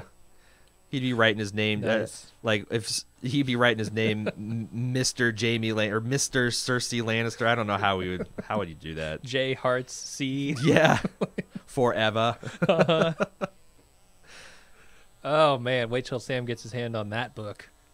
Isn't that BFF FFF Family Fuckers Forever? Wow. All right, and that's the end of the episode. Is Jaime going to tell Cersei about Joffrey? Yeah. Why would he? He can't. He can't. That'll drive her mad. It does serve this purpose because she's convinced that Tyrion did it this whole time. Oh, that's true. Yeah. So I don't know that would make a difference when it comes to Cersei. So I guess is the reason Jaime's reeling about this because that's the thing. Is like, is he reeling because he now knows his brother is innocent? I think he's reeling just because the whole scope of it is just crazy. You know, like he's found out a lot of information here. Yeah. He didn't have before. Right. Doesn't know how to react. Right. Yeah. But I think he kind of already knew that. Like, why else would he? I don't think he would have helped Tyrion escape. That's true. The King's justice. Right. If he had not known that already. Really thought that he killed. Yeah. Yeah. We do know that he does hate Tyrion, but for different reasons. And I wonder. That's what I'm saying. I wonder if we're supposed to see this is Jaime starting to turn. Like if some of the stuff that Cersei's been banking on being untrue, and the fact that maybe in his mind there was a shadow of a doubt that like, well, he killed my father, and now he's turning traitor against the family in a way that he's never, because they've always like, Jaime and Tyrion have always liked each other, but Tyrion's always been on the side of his family, even though they treated him horribly. But I don't know, maybe. Yeah, I'm not quite on board with what they're doing with Jaime and Cersei here, so it's hard for me to puzzle out. Well, we'll see. Probably sooner rather than later. That's the end of the episode. Do we have feedback to do? Oh, do we? Let's go ahead and get started with it. Michael R. Why hasn't Randall Tarley gone or at least sent someone to Old Town yet to reclaim his priceless Valyrian steel sword? He knows exactly where Sam is. I can't believe he's just chalked it up as a lost cause. Yeah, he didn't notice it. He never noticed it was gone. Sam just put a stick there, a little twig, a pussy willow branch, and he just it's something up there. I mean, is there an argument that he might have, but like if you look at the chronology, he would have been summoned before Cersei. So like, I know why he wouldn't send, because he could send probably the shittiest fighter in all of his retinue to get it, and he would easily hand Sam his ass and get the Valyrian steel sword. And I don't have a clear answer to this because it is weird that they conspicuously showed Sam stealing it. And we know how crazy valuable these are, and what an insult that would be for Tarly to endure that his son that he has treated as some effeminate, fat waste of skin his entire life has stole the family heirloom. That not even some of the richest houses in West, like for the longest time, the Lannisters didn't have any until they stole fucking Ned's sword. They didn't have a bit of Valyrian steel. Hard for me to understand. So I don't have any good theories for you. And to add injury to insult, or insult to injury. That's the phrase. He's not doing anything with it. Right. Right. Like, granted, I know it was sitting on the mantle, but it was impressing people. If you use it to debride Jorah. Right. It's the sharpest thing I have, Jorah. I've always wanted to use it. All right, moving on. Charlie from NYC. I think that Arya will meet up with Sansa at the end of the season. Happy music will play, and we'll see a smile on her face. They'll hug. It will be beautiful. Then Sansa will stab her in the stomach. She steps back, feeling her wound. Sansa removes her face to show it's a faceless men. Her story with the faceless men cannot be over, and I have a hard time believing they'll be okay with her running around Westeros using their techniques. Sure. Do you think the faceless men are going to pay Arya a visit for stealing their secrets? And I think they should try. Yeah. The thing is Jaqen seemed pleased with what she was doing. Like he had a smile on his face, but you're doing everything that I wanted you to do the entire time. I was teaching you wrong as a joke somehow, and I you could also interpret it as like the game is afoot. Kind of smile, true, like, true. Aha, we have a worthy contender. Now I have to go kill her. I just, they're a death cult. And they've got a member who is not playing according to the rules, and that seems like it should be a problem. Yeah. You have to. Every person that Arya has killed, Jaqen has had to take life. He's got to pay for life with death or something. I don't know. Or he's bringing people back to life over in Essos. That would be that would be interesting too, if like she is fucking up some kind of scales that they're keeping track of, and it's gonna mean some atonement has to be done for people that she cares about. I don't know. That's a good question, Charlie. Your guess is as good as mine. I will say that if we never see the faceless men again, I'm not going to be complaining. because I never particularly liked the fast forward version of her training that we got. I thought there was a lot of, kind of plot holes and illogical development. And again, you're right. That smile was enigmatic, and it's a faceless Mensa. Who knows what it means? Yeah. Moving on, Charles S. There's something that I haven't seen anyone talk about that is interesting to me. If Randall Tarley turns against Highgarden and his side loses, he could be made to take the black and lose Horn Hill for his treachery. That'd be ironic justice for what he did to Sam. I suppose, but that I don't. I'm trying to think if he stands against Danny. I guess that's the case. If he stands against Danny, he could be sent to the black. He'd probably be a better, I mean, they could use all the men and help they could get up there. Actually, mark this and strike it. This is a little bit too. This was leftover from last week, and I decided I wasn't going to treat with speculation. Stricken. All right. Dave from Canada just got done listening to an instant take and couldn't help but notice your fascination with the bridge on Euron's flagship. Just for your interest, the name of that device is called a corvus, which means raven, and was invented by the Romans in the First Punic War as a way to combat the experienced crews of the Carthaginians. Jesus, a hard word to say. By turning a sea battle into a land battle with their marines, where the Romans demonstrated a marked superiority. Pretty cool. Good idea. I guess it's called a corvus because it, just like Euron's deal, has this giant spike that once it penetrates the deck, it's like you ain't getting away. Yeah. Angus, I have a question for you to discuss. What do you think will happen when Davos arrives at Dragonstones and finds Melisandre there, considering his promise to kill her? This is another one from last week. I should have struck this one. Yeah, I don't think he's going to find her. Yeah, mark it. Man, I got to remember to go through this stuff. Caitlin from Tennessee. Okay, guys, I had a thought. Sansa said she learned a lot from Cersei, right? One of the things Cersei told her very early on is about the power women have over men and how Sansa better learn to use it. What if Sansa marries Sweet Robin? They're supposed to anyway, and old Sansa was like, ooh, no, but new Sansa is hopefully smarter and more strategic. She told Brienne that Littlefinger was there because we need his men, but they aren't his men. If she married into the Vale, she gains control over Littlefinger, and the lords and ladies are hers. They don't like Littlefinger and owe allegiance to the Starks anyway, and this effectively cuts him out. So it's a way that Sansa could have him thrown out the Broken Tower just as Bran was. First of all, Robin, no, ooh.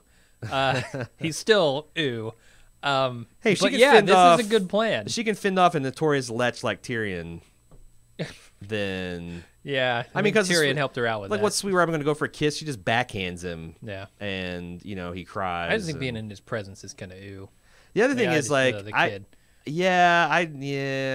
That's dangerous because his lords. I mean, it's not like she's going to marry him and suddenly be in charge. If he gets in a fit of pique and says, I want to see Sansa fly, they're going to throw her out the door. For sure, yeah.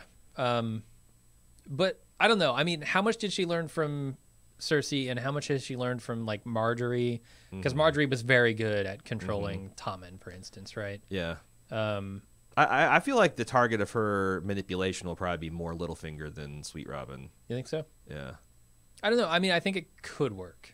I don't think that's a terrible plan on her part. And it's something that I don't think Littlefinger would really see coming. Mm-hmm. He talks a good game about fighting every battle in his head everywhere all the time, but I think she could maybe throw him a wild card with that. Right on. Ernest T., do you think we'll see a potential Dothraki rebellion? In a rousing speech to the Dothraki in the desert, Dany promises they will kill men in iron suits and tear down their stone houses. But it seems like Tyrion's plan is in direct opposition to this.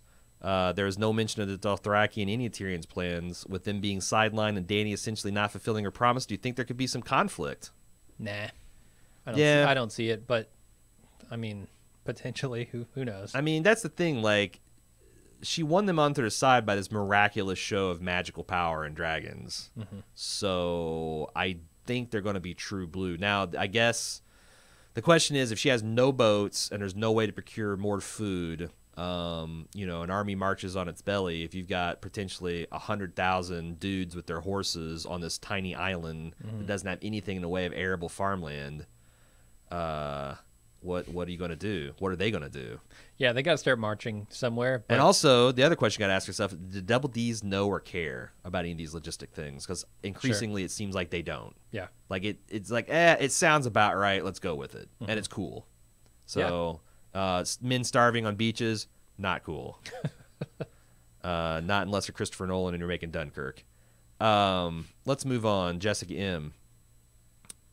Here's the deal. I figured it out. Euron uses those magical sponge ships that grow when you pour water on them. You ever play around those things? You get like I've seen them. Those little eggs you get, and like, you put in 2 quarters, and like you got dinosaurs, and it's dumb. It's like, you know, you pour water on them, and they're slightly larger versions of themselves. But sure, he doesn't even have to pour water. He just has to throw them in the ocean. Instant fleet. Yeah, just get damp hair over there, rubbing his hair all over those things. Squeezing his hair out. He needs 2 quarters to put into the machine. He's got all the ships he needs. D hair, come over here. D hair. What are you doing tonight? We got 1,000 ships we got to raise. Yep, and you got the damp hair, so make it happen, buddy. Chris S. I was surprised by your views on the scene about Jon not telling Sansa. Of course, if you didn't know, this was stuff about, this is old business about the last episode that we hadn't gotten to. About Jon not telling Sansa about his decision before the meeting, I saw it completely differently. This is a good take, Jim. Oh, I believe Jon had a specific agenda and reason for saying all of this in the open meeting. By not telling anyone, he got an honest reaction and dissent from Sansa in front of all the other lords who shared that opinion. That aligned her with the other lords, so when Jon announced he was putting her in charge, she was immediately accepted and trusted by them. By doing this, he showed everyone that she could be a strong leader, plus Sansa's honest reaction shows that she wasn't colluding with Jon, which could have made her a target of the revolt to his decision. What? It distanced her from him, allowing her to stay in Winterfell as a strong and trusted leader in his absence.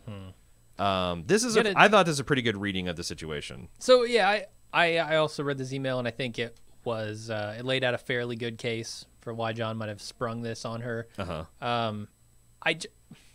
Look, if you're gonna follow Jon, and Jon says Sansa's in charge, I think you follow Sansa. Yeah. I don't think you say, well, they could be colluding. Well, colluding? What do you mean you're willing to follow Jon? Right. To the ends of the earth, essentially? Like, and they're our brother and sister. I don't think anybody was going to turn traitor on Jon if he just said, I'm off to Dragonglass Land. You guys can just sit tight for a while. Nobody's in charge. I'm still in charge, but I'll be back. Yeah. Like, nobody's going to turn on him. But someone has to be left in charge. Right. Yeah. But my point is, like, I don't think anybody is willing to mutiny on Jon because he's making decisions they don't agree with. Probably not. But like if things go poorly and he gets killed, then the lords are like, well, Sansa tried to tell him, let's rally around Sansa, versus if they had formed a unified front and she says, well, you guys didn't know this, but I was said he was stupid for going down there, then they might just like dismiss the whole Stark house as we need new leadership. I don't know. I thought it's the best defense of them not being on the same page I saw. It is, yeah. Moving on, Rassi. If Bran and Arya reveal to Sansa the sins of Littlefinger, and Sansa is now the Warden or Queen of the North, would she be able to pass a sentence and swing the sword as Ned or Jon would have? Oh, shit. Wait. We've got to talk about fighting all the battles in your head all the time as it applies to Bran. Because he's done this, man. You're not going to pull one over on Bran, right? Like, Littlefinger's got no chance. And if Bran gives a shit about what Littlefinger is doing, Littlefinger's fucked. There's nothing he can do that Bran hasn't seen. I wonder if that's what they're. Yeah, that's a good point. I wonder if that's what they're getting with his detached humanity. That he has all these puzzle pieces, but he can't. Just the same way he can't put the puzzle piece together that your sister looked beautiful on the night she was raped. He can't see that like all these things that he knows about Littlefinger. And also, I don't. If all this knowledge was like jammed in his skull, does that mean like he has equal access to it all the time? Right. Or are some of these like murky memories that he has to think about? Or does he have to go specifically look at a thing, like warg into that moment? Or does he not see the significance of it? Like I'm fixated on the war to the north, so like all this stuff with Littlefinger is not processing. It's not computing as a threat. It's a good thing for Littlefinger that Bran is so detached, because he gets a glimpse of that moment when Littlefinger betrayed Ned, and boom, it's over. Your head's coming off, Littlefinger. Yeah. But Bran might not care anymore. I don't know. Your question, though, Russ, about whether she would have to pass a sentence and sing, I'm sure she could pass a sentence because Jon gave her command authority. I don't think she'd be expected to swing the sword because this is a patriarchy, and I'm sure there'd be a lot of like, don't you trouble yourself, little lady. You done enough work passing a sentence. I'll swing the sword for you. But then again, she's also got Lady Mormont that's probably like, what is this bullshit? Yeah. You take that sword and you hack his head off. Or I will. Yeah, or I will. That would be interesting. I will say it's it's a good thing the sword isn't like twice as big as her now. Like she's grown up and the sword has gotten smaller. Right. Because that looked like a heavy ass. I don't know if I. Well, that sword is now gone. It's too. I know. Okay. Yeah. I don't. The other thing is. Yeah. No. I don't. That's a dumb joke. Never mind. Bethany says, I listened to your discussion of the John and Danny marriage potential, and I felt your con list was rather short, so let me help. John and Danny getting married makes sense politically, maybe, and prophetically, but do you think of two people who are more like oil and water than these two? Let's review the tape. John was raised from the dead and still assures people that he's not a god. Danny survives the fire and Vace Dothrak, totally open to their worship as if she's divine. 2. John follows Davos' skepticism about Mel's prophecy despite his knowledge of her power. Danny meets Mel for the first time and is totally sold on being the princess that was promised. Mel's not even pushing Danny in that position, but Danny is eating it up. 3. John consistently judges people as individuals, not as members of a class. He sees the humanity of the free folk and gives the rebellious houses a second chance. Danny's entire conflict these last however many seasons has been about the masters versus the slaves. 4. John shows no delight in killing, even in war. He even said in this episode that I don't like the things that I'm good at when he's good at killing folk. Mm-hmm. He couldn't kill Ygritte, even though she was an enemy combatant. Jon Slint deserved to die, and John still had to gather his strength to do it. He hung the people who literally stabbed him in betrayal, and he seemed grim and sad the whole time doing it. The only exception might be his beatdown of Ramsay Bolton, who deserved much worse than he got, and John stopped himself before killing him. Danny, on the other hand, is happy to watch her enemies burn alive. She crucifies the masters, and any masters will do, again judging them entirely according to their class. She feeds one of the masters to her dragons without any trial or even spy intel knowledge of their guilt. Her first instinct is in every case is to burn them all. The best you can say about her is that sometimes she listens to counsel. John says he himself would never want to be king and never asked for it. Danny's been asking to take what is hers for the last 6 seasons. These are not mere personality differences. These are evidence of diametrically opposed core values. Pretty compelling. All fair points, and I think until this episode, I had seen hints that maybe Danny was on that train, like it's all about me kind of thing. This episode really drove it home for me. And I think the comment from John about not enjoying what he's good at is more than just killing people. Yes, he's good at killing people, but he's also good at leading people. And he doesn't enjoy it. He doesn't want to be the leader. But he's got to be in this moment. Whereas Danny is the exact opposite in that regard. However, she wants to be the leader. Do you know what are two diametrically opposed core things? Ice and fire. Right. And this is the song of Ice and Fire. Yeah. So I also looked at your list, and I'm seeing maybe a couple points where John could step closer to Danny, and vice versa, and maybe Danny could step closer to John. So maybe we'll end up with a song of slush, and everybody will be happy. Throw some cherry on there, some grape. You got yourself a snow cone. Who doesn't like a snow cone? I'd bet Danny would like a snow cone. I bet Drogon wouldn't, though. No, probably not. Jessica D. Arya's list was discussed in your Season 7 preview podcast and again in this week's podcast, but I think someone was missed both times. Wasn't the Red Woman added to Arya's list in Season 3 after Melisandre took Gendry? I think so. And Melisandre predicted that she and Arya will meet again. Is Arya going to be the with end Varys' face? Of Melisandre? I mean, she's heading. I think she'll make it to Volantis fine. She comes back, then according to prophecy, her and Arya has to meet, and she has to die. Why wouldn't she die to Arya? I can't think of any real reason, unless she's got some magic up her robe sleeves. Strangely detached from Melisandre. Strangely detached? I've never liked her. Okay, well, that's what I'm saying. Like, I guess that's what I mean. Like, for someone who's had a central role, I'm very ambivalent about what she's done very terrible things, and she's done, yet I think I can understand why she's deluded. Like, she had real power, and it seems like she had the Lord's blessing. So, history is not exactly lacking of people doing terrible things because they think they have God's approval. And who can say that they would resist that? Like, if I started shitting out magic babies, I'm comfortable with my atheism, but that would make me question what I know. Maybe I would start doing terrible things. Maybe. I don't know. It's itchy, but I feel very, very kind of ambivalent about her. Yeah, I'm fine if she dies. Like I kind of don't want her to live. Like, Arya killing her, though, doesn't, like, there's a couple things, like Arya killing Cersei, I could get behind that. Arya killing the Freys, super cool. Arya killing Melisandre is like, meh. Yeah. I mean, there's like Arya killing the Hound, outrage. Be outrage at this point. Yeah, I do not want that. But Melisandre would just be like, meh. I don't see her making it out. She's made too many mistakes. Burned too many. Like I can't forgive her for burning Shireen. What's she going to Volantis for? I don't know. Fashion. Really? She's worn the same outfit for 6 seasons now. It's time to time to try something new. Come back with an army of red priestesses. A winter. She needs some fur on her collar. She needs some more wintry garb. I don't know, because that's going to be in the theater. I bet it's to be called onto the carpet for what she's been doing in Westeros. You think so? She's reporting to headquarters. I mean, that's where we first met the other red priestesses and priests that became kind of Dany's source of power and amongst the people in Essos. Why else would she? Maybe a debriefing. Maybe she wants to get some knowledge over there of what's going on. Exactly. I don't know. They seem to have a pretty... I don't know. They have other ways of communicating, I'm sure. I would love to know more about the hierarchy of the church. Yeah. On the other hand, it's awful late in the game for me to care about it. So I have kind of mixed feelings about... I'm just all mixed up about Melisandre.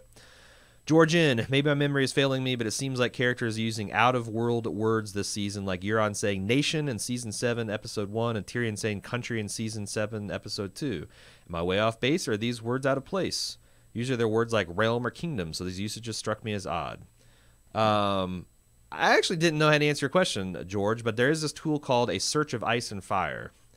And it has a full text of all of George Martin's works, and you can search it for any word or phrase. And I used nation and country, and turns out shit tons of references of and not country like the countryside, like speaking of it as if it is a state.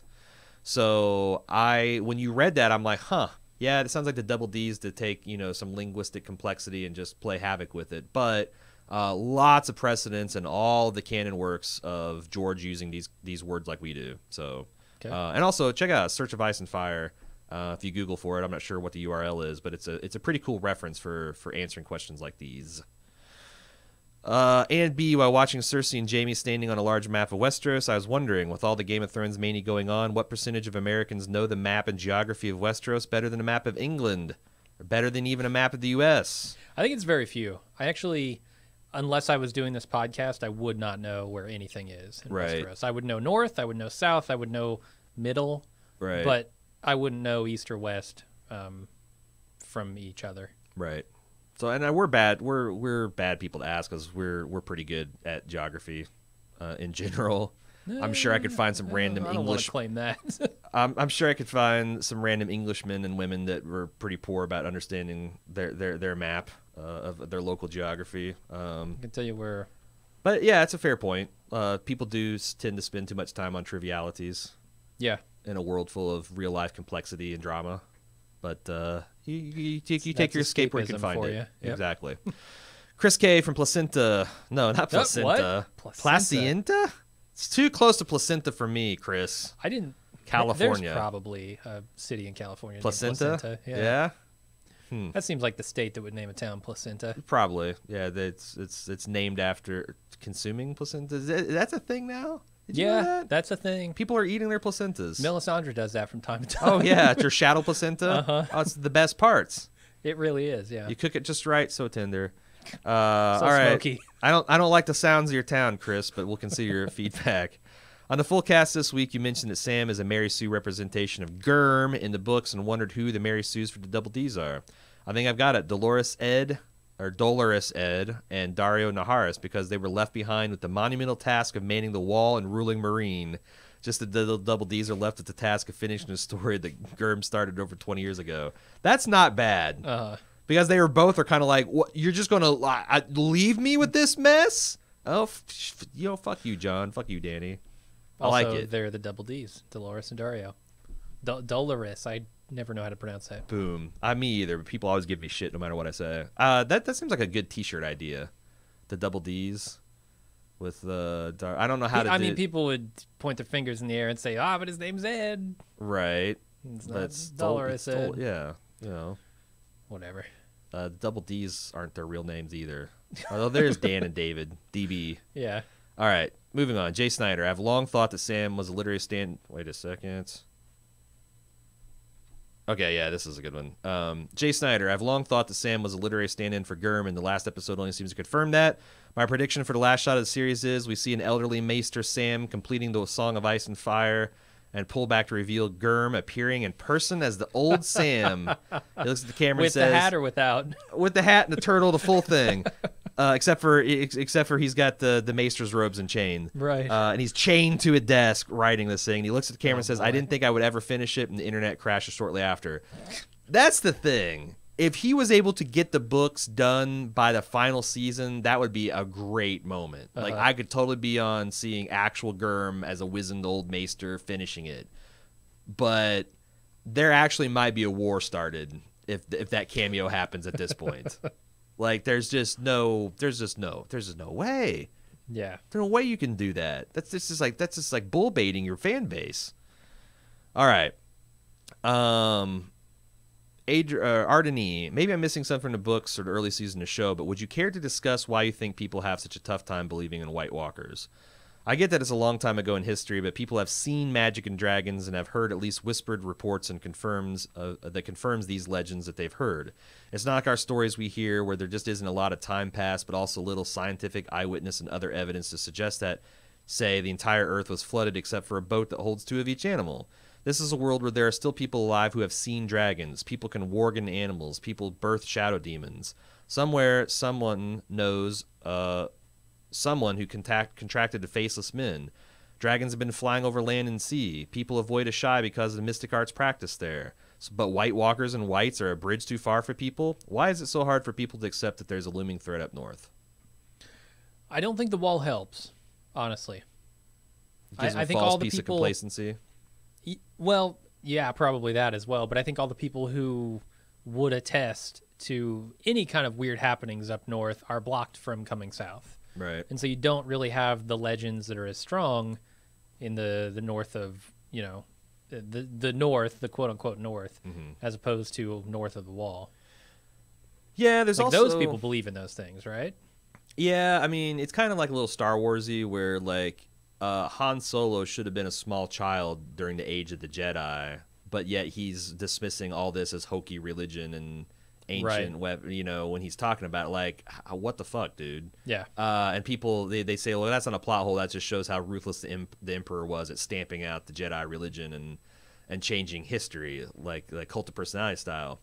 And there's hints in the books that the Maesters have been doing something about that with magic, because it's something they can't understand and control, and it's something that seems to be on the way out. So they're very interested in kind of like pulling man away from looking at this mysticism and stuff and putting it firmly, you know, they're trying to start their own age of reason over there.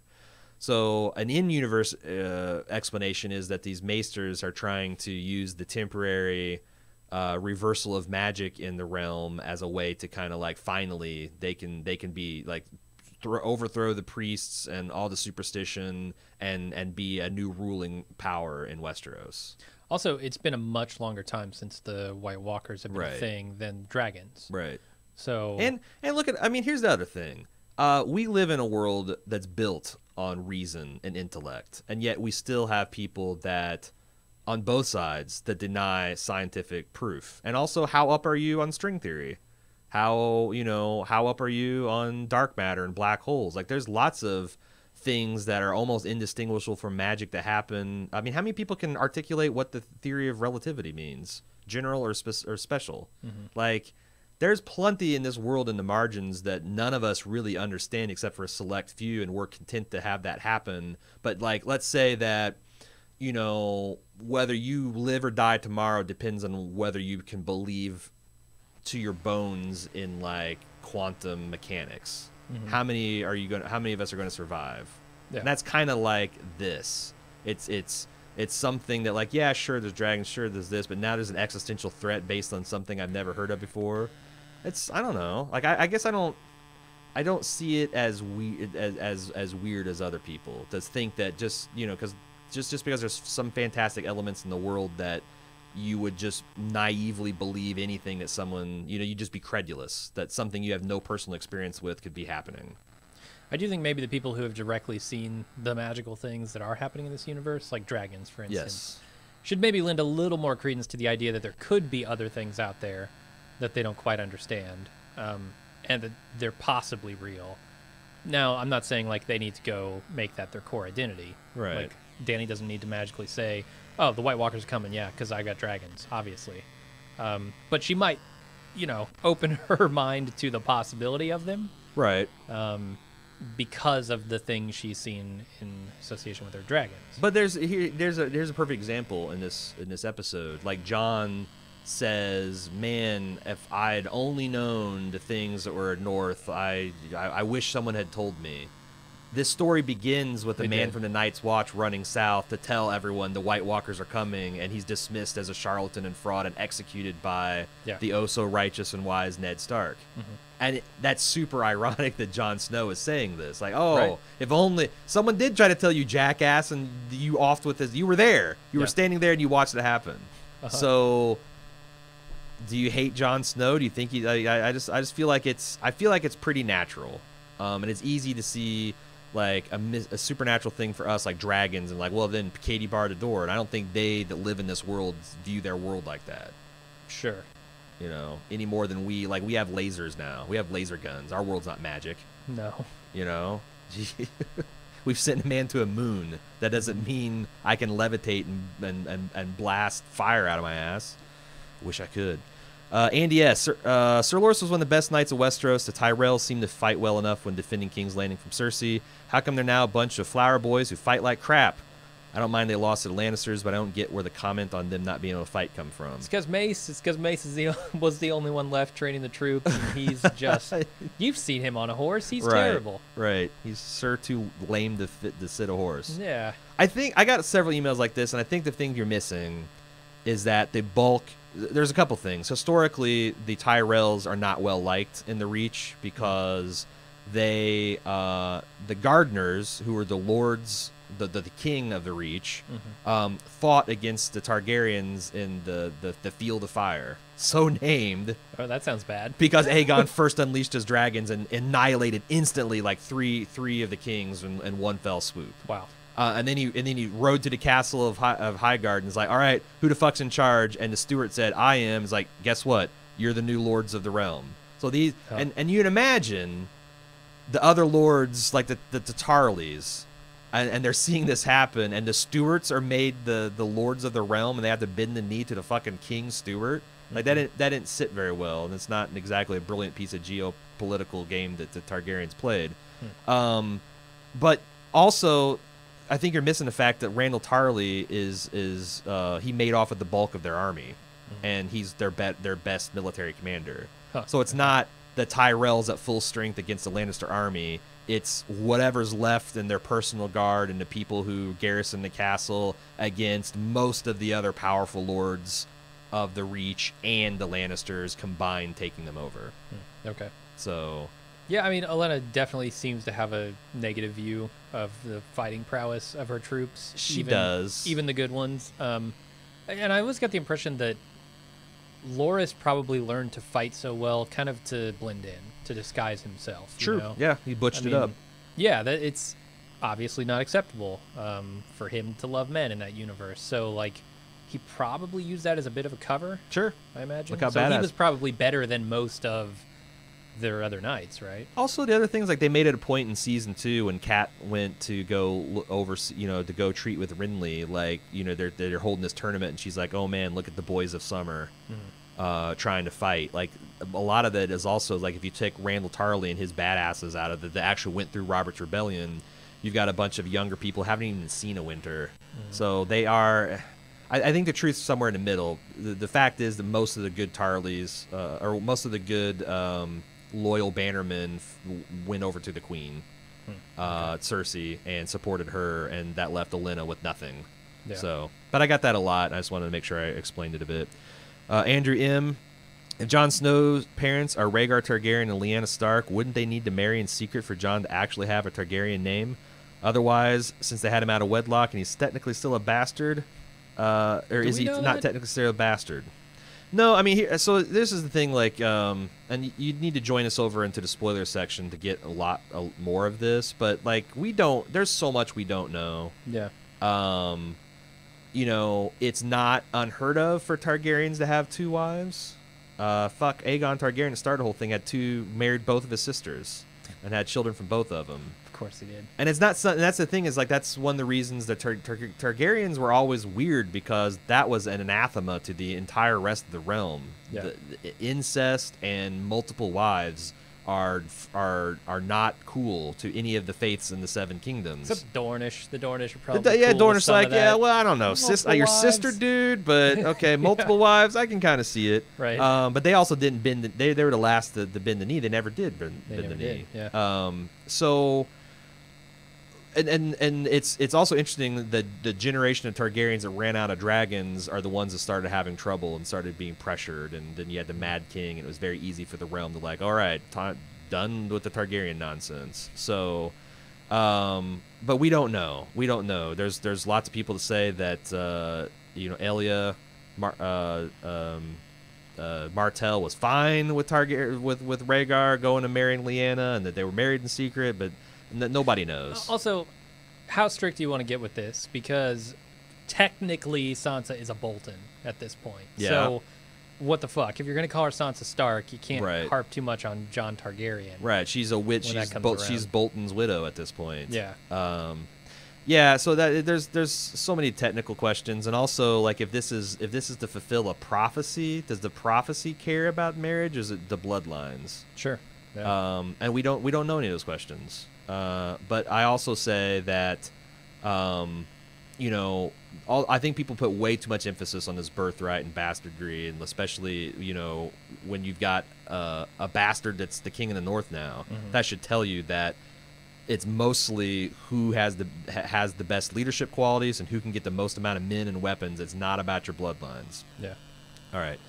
Moving on, just Stephen M. I just finished watching the episode in Instant Take and wanted to write in about Littlefinger's intentions. In a scene of the new Maester of Winterfell says that the Maester Luwin kept records of every raven that ever came to Winterfell. While it may have been moved past quickly in the scene, it certainly got Littlefinger's attention. Did it? Well, I missed that. Yeah, he had like a bit of a. His eyes bugged out of his head. A little bit. It seems clear to me that this is a resource he's going to use, but the question is, to what end? Could it be connected to the raven that Catelyn Stark's sister sent in Season 1? Perhaps it was sent. Raven was sent to hire an assassin to kill Bran. All these are crimes that could potentially link Littlefinger, which he may want to erase now that Bran's back in Winterfell. I was coming at it from the other side, not erasing, but learning. Yeah. Well, because that's the thing. These ravens, I doubt they were sent to Winterfell, so Master Luwin would have seen it. I mean, if there was something in there like, your sister sent a message, something about her doing the bidding of Littlefinger and destabilizing the realm. I don't know. You read it. Yeah. I don't have time for that. I don't think there's smoking guns in there, but also Littlefinger did certainly react to something there. Okay. So. But also there's a person there that potentially knows everything about everything. That could as I said, like I'm a little back on like, well, maybe we should respect Littlefinger, but boy, he is really out on the thinnest of branches. Yeah, with Bran there, and it's half sawn through, for sure. But we'll keep an eye on that, see what happens. Joy A. My question is, an opening sequence. The clockwork of King's Landing still shows the stag sigil of House Baratheon. It made sense when Joffrey and Tommen were kings, as they were believed to be Baratheons, but it's clear that the Lannisters sit the Iron Throne now. Cersei never took the name Baratheon, and she is called Queen Cersei Lannister, first of her name. Gonna do the name game again, huh? So why does King's Landing not have a line on the clockwork? Honestly, I'm disappointed too. I've read an article about this. Oh, enlighten me. And they essentially said that they're disappointed in it as well. Okay, good, because... Crew. Okay, cool. And I think it's just an oversight. Yeah. Okay, because they were very smart about switching Winterfell to Bolton and back. Right. And now, like, the windows in the Great Hall have been replaced with the seven-sided star. They now have Lannister lions. So, like, that... Okay, I'm glad to hear that it's an oversight, because it is. It is. And I wish they could fix it. Honestly, they act like it takes $1 million to change the intro. You just got to change that one piece. We know what the trick is here, guys. Yeah, like, I don't think it's a literal clockwork thing that some dude has. I think it's a render. Yeah, so how hard is it to retexture it and re-render it? It can't be that. I could do that. Like, I don't know that it's too late to fix right now is what I'm saying. Right. Like, why the fuck don't they just fix it? Yeah. Anyway. Suzanne H. The thought just hit me since we didn't see Arya tonight. What do you think is the possibility that she's the Iron Banker? I know we want to see Jaime off Cersei, but I'll take what I can get. I think it's low, because why the hell would Arya go through this whole charade of... Yeah, why let her out of that room? Yeah. Like... They're alone. She should have died. Yeah. She should have died. But, interestingly, I hadn't even considered it. And I probably should have with all those faces floating around. Well, that's the thing. I'm saying, no, we shouldn't. We should really calm down and face switching. Like, just because, again... Until they start abusing it, I guess, yeah. The mechanic exists in the world, but that doesn't mean everybody... I have no interest in turning this into everybody somebody else face podcast. I've already done it twice in the feedback section, right. So... Joey from Virginia Beach. So after Sam cures Jorah of his grayscale by removing his infected skin and applying an ointment, the Archmaester to Citadel mentions that only a small handful of maesters have ever successfully performed such a procedure.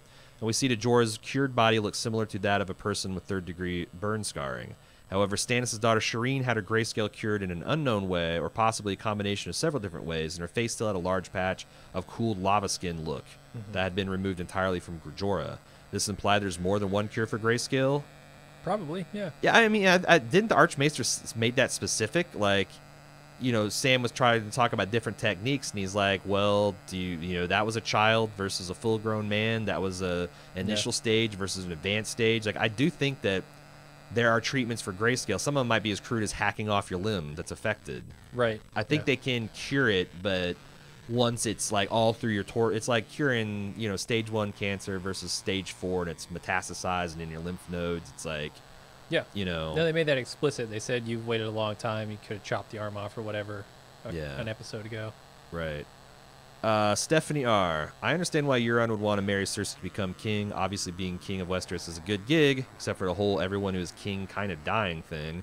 However, I'm assuming Cersei's too old to give Euron any children at this point, so he'd have no heirs to the throne. Who would become king or queen of Westeros if he and Cersei were to die? I don't know that he's in it for the dynasty. The dynasty. I think he's in it for himself. Yeah, like if Euron might be one of those types, like those truly psychopathic types that think like when they close their eyes, the world disappears. Mm-hmm. Like, I don't think he gives a shit about anything that happens after he dies. Or happened before he was born. Right. None of that. All he cares about is conquering, killing, and receiving the glory. Yep. So, and also, I just, like, one of those two will betray each other before it becomes a dynasty. Yeah, for sure. Becomes part of the package. Audrey T. During the storming of Casterly Rock, Tyrion quotes, "Give me 10 good men and I'll impregnate the bitch," and attributes this line to a good friend, who of course is Bronn. And then is a great throwback to the good old days that was dampened when I saw Bronn riding alongside Jaime in the way to Highgarden. What do you think will happen if the two inevitably meet up? Bronn has admitted to liking Tyrion more than Jaime, but Jaime is Bronn's meal ticket. What do you think in a scenario where Bronn and Tyrion are back on the same side? Bronn chooses the winning side, so whichever he perceives as the winning side. And once he gets a load of those dragons, he might turn on Jaime. Right. Especially since Jaime's been doing a lot of promising and not a lot of delivering. Yeah, as far as we've seen. Yeah. He promised a better castle and a better wife, a prettier wife, or whatever Bronn wanted. I don't know that he's gotten those yet. Yeah. Yeah, I mean, that's the thing. Bronn is just amoral. Yeah. Like, if all of his amoral tendencies equal out, he'll go with his personal preference. But if you like Bronn, you're overlooking the fact that he has no code that he follows. No. Except for he wants to be the one standing after the fight. So Tyrion's already been on the wrong side of that equation. It could happen again. It could happen to Jaime. Yep. So I think you're right, Jim. Whichever's got the higher percentage is going to be the one that gets his loyalty. Adam S., did you notice the scene between Tyrion and Jon in the cliff face? Jon reflecting how... Oh, yeah, we already talked about this. Came up organically. Dry pie. Maria L. from Dallas, Texas. Something bothered me when Dany and Jon were talking last night. Dany said, "I wonder if your father knew his best friend sent assassins to murder a baby." We talked about this, too. More dry pie. Poor Maria. 2 in a row. Struck down in the prime. Stefani K. Have you seen the images released by HBO on the cure for grayscale? So this is something to do on their website where they have, like, just in-universe explanations for stuff. Mm-hmm. It detailed the scrolls that Sam said he was following, and it's talked about all the steps and the tools you use. Huh. And here No, is the unguent recipe that he followed. It's part pine resin, bark, beeswax, and olive oil. Stefani says, why does a cure for grayscale sound like salad dressing? Yeah. Whatever happened to the ingestation of dragonglass that was hinted at the episode 1 of the season? I would like to know your thoughts. I feel like it's what I'm talking about. We don't know that there's dragonglass in there. Apparently there's not. I mean, so what she's talking about is when you freeze framed on the books that he was reading, you saw half a page where it's implying that obsidian had some medicinal properties. Right, in episode 1. And people were saying, oh, well, maybe that's going to be part of the cure for great. And then we get, again, it does sound like some sort of salad dressing. I don't know. That's so weird that they would pay attention to that in the stuff that you have to pause and blow up and read, but then their official marketing material would then undercut that. Yeah, I mean, I guess I view it just as a nod to the book readers. Yeah. Who maybe... Although I'm a book reader, and that nod meant nothing to me. Like, obsidian being used for medicine was... Yeah, that's nothing. I thought that was part of... Dude, we're so stuff. Far past the fucking books now. Well, there's still relevant stuff. I thought that was one of the things. Yeah, but there was no hint that it's got any kind of medicinal properties in the book. So I was like, oh, this looks interesting. It looks like it's paid... Now, the other thing is this marketing stuff. I don't know that the Double Ds see that as canon. Okay. So maybe obsidian as a medicine will be back on the table. I assume the thing's actually shot in frame on a camera. Even if you have to freeze frame them and blow it up, those are canon. They should be. Who knows?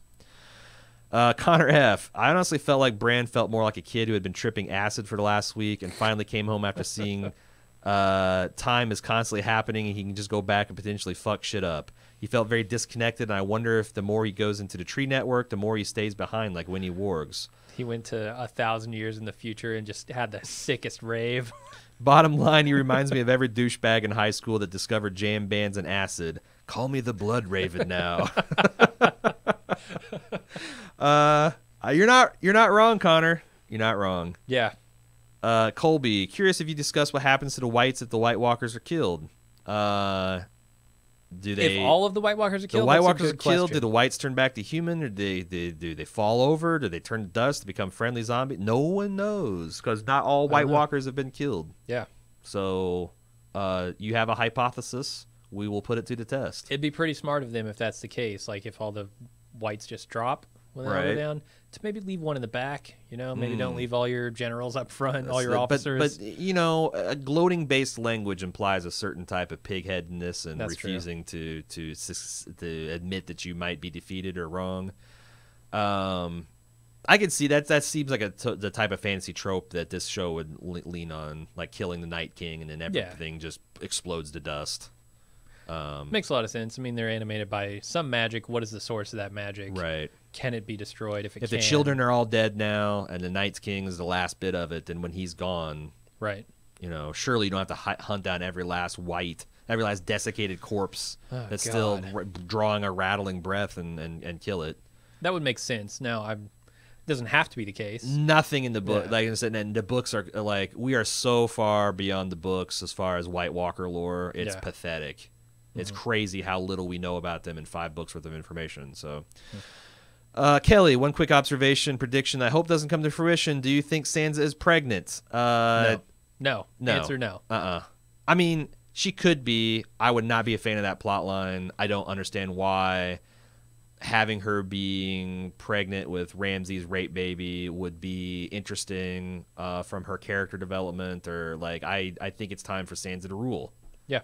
So no, I don't like, but it gets suggested all the time. So I just want to, like, once per season, address it, deal with it, and no, it could happen. I don't want it to happen. I'm not going to talk about it unless it actually does happen. Okay. Unless I see a bump. I see a baby bump, then we can talk about it. Nick L. Obviously, not everyone believes Jon on the existence of the White Walkers, but couldn't it be a possibility to save humanity for Jon to suggest to everyone immigrate to Essos? The White Walkers don't exist in Essos. That's a pretty big correct? ask, I think. Yeah.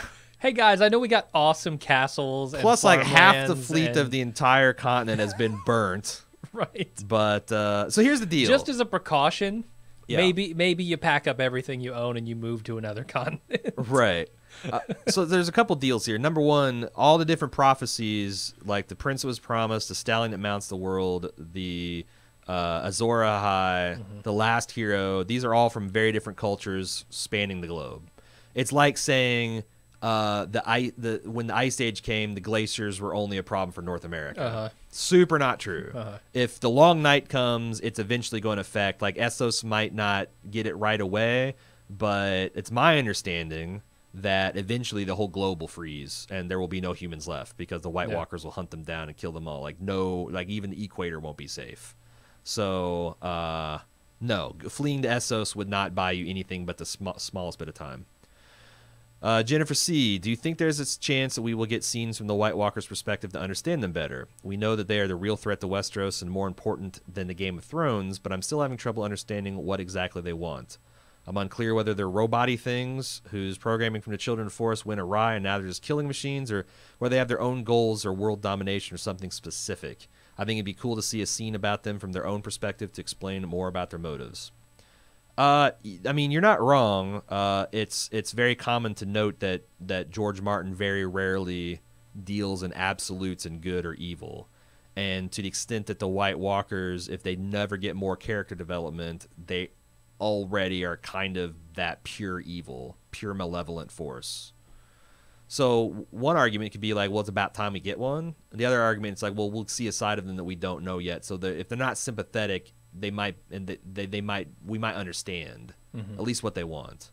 Yeah, I think we're set up to get those through Bran. I think he could potentially just be, that an observer, right? For events in the past. Maybe we go back to why a little bit more of like why they more like expounding more on why they were created. I know we already kind of know the base reason for it. But like what happened shortly after that? Right. We know that there was a war fought. We know that at some point they got out of control. But they were also beaten back. Right, and they got under control again. But maybe we could see that through Bran's perspective. I don't think we'll ever get. I know we have got scenes of just purely White Walkers, like that baby scene, right, where they took the baby back and turned it into a White Walker. I think those are going to be few and far between. It's probably going to be more through Bran. There is some tantalizing hints of their humanity. The fact that they wear clothes, the fact that they have these geometric shapes that are important to them, the fact that he did the whole double arm raise, come at me, bro, to Jon. You know. They have a culture. I just don't know much about it yet. So I guess the question is, and the other thing is, I think, Jennifer, you seem adventuresome enough to join us in the spoiler section. Because it's not like I got a lot more to talk about, but like I'm kind of handcuffed on what I can and cannot say on this podcast. So maybe you would be a good candidate for joining us over there. Eric V, did Tyrion imply that his father built Casterly Rock and that Tyrion, designed the sewers? I remember he was in charge of them when he was younger, but I thought the castle had been around for like 1,000,000 years. Yeah, that was ambiguous. Casterly Rock's been around for a long time. In fact, the name Casterly Rock implies that it wasn't always Lannister. In fact, the legend goes that Lan the Clever tricked the Casterlys out of the rock somehow through some kind of, I don't know. Like the Millennium Falcon. Multi-level marketing scheme. A Sabak game. Yeah. Got him selling LuLaRoe. They went bankrupt. But anyway, I think when he's saying he rebuilt the house, it's more like successive generations of Lannisters had run it into the ground, including Tywin's father Tytos, and he rebuilt it. Like he found it brick and left it marble, but he didn't renovate the shitters. Okay. And the sewers. So no, he didn't build Casterly Rock, but it's because, like I said, I'm kind of bummed the way they visualize Casterly Rock. The fact is, it seems like it's a whitewashed castle. But I don't know. But in this universe, you could also maybe he did. Maybe he did build what is now known as Casterly Rock. I don't know. No one does. It's like the double to the. I know in the first few seasons the Blu-rays had these like really cool charcoal drawing featurettes about the history of Westeros, and they went into Land the Clever and all that, and I think that was even read by Charles Dance. So I know the Double Ds are aware of this history, but whether they decide to keep with it or not. But I also think, don't you think that Tyrion's that I'm not completely crazy that you could read that into Tyrion's statement that it's not like he built the castle, but he rebuilt it from a place of kind of ruin or disrepair. Yeah, it's like the song, you know, they didn't literally build the city on rock and roll, right? But they built the city on rock and roll, right? And it has a traffic report in the middle of the song about the city's traffic. Of rock and roll. Rock and roll traffic jams. That. You don't remember that? Well, it's better left not discussed then. And that's feedback for the week. Okay. If you'd like to send more, Game of Thrones at baldmove.com. Of course, you can always talk to your fellow fans on the forums at forums.baldmove.com. Follow everything that we do at baldmove.com or on social media, facebook.com/baldmove, Twitter at baldmove, Instagram at baldmove. And yeah, we are not done this week, though. We will be back with the spoiler section on Friday. Again, we are not trafficking in production spoilers. So if you've been avoiding listening to that just for that reason, spoilers, we do not the production spoilers and the leaks is not what's considered. In fact, it's really constrained our speculation, which sucks. Like this leaking shit is really diminished my... It hasn't diminished my enjoyment of the series, but it has made my life as a podcaster that's trying to be ignorant of all that stuff tougher, and it's sucked a little bit of the feedback joy from me. Yeah. Wish we lived in a world that's not leaked, but unfortunately we don't. Like I said in the housekeeping section, it's getting worse. Yeah. No, even more leaks, hacks, and all kinds of things. Whole episodes are being stolen, so be very careful out there. You know, I actually almost saw a big spoiler from the fucking Facebook. Just shared something from the next episode, like just a naked spoiler from the leak. Yeah. And I don't even. That's not what our group is for. There's a lot of places out there that you can go to for production spoilers. That's not what we're doing. Yep, exactly.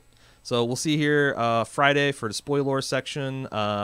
If everything goes planned, we'll have a guest from the Insider. Actually, Kim Renfro is joining us to talk about her. She's got all the leaks. She's got all the leaks. She's bringing them. She's and she's going to play the Reigns of Castamere as she signs off of Skype. But that's going to be fun. We did a couple panels together down at the Con of Thrones. And she's really sharp, and she likes the fun theories like I do. So I thought we'd have a little conversation. Maybe we'll do some more stuff with her. We'll see. Yeah. Until then, I'm Aaron. And I'm Jim. See you Friday.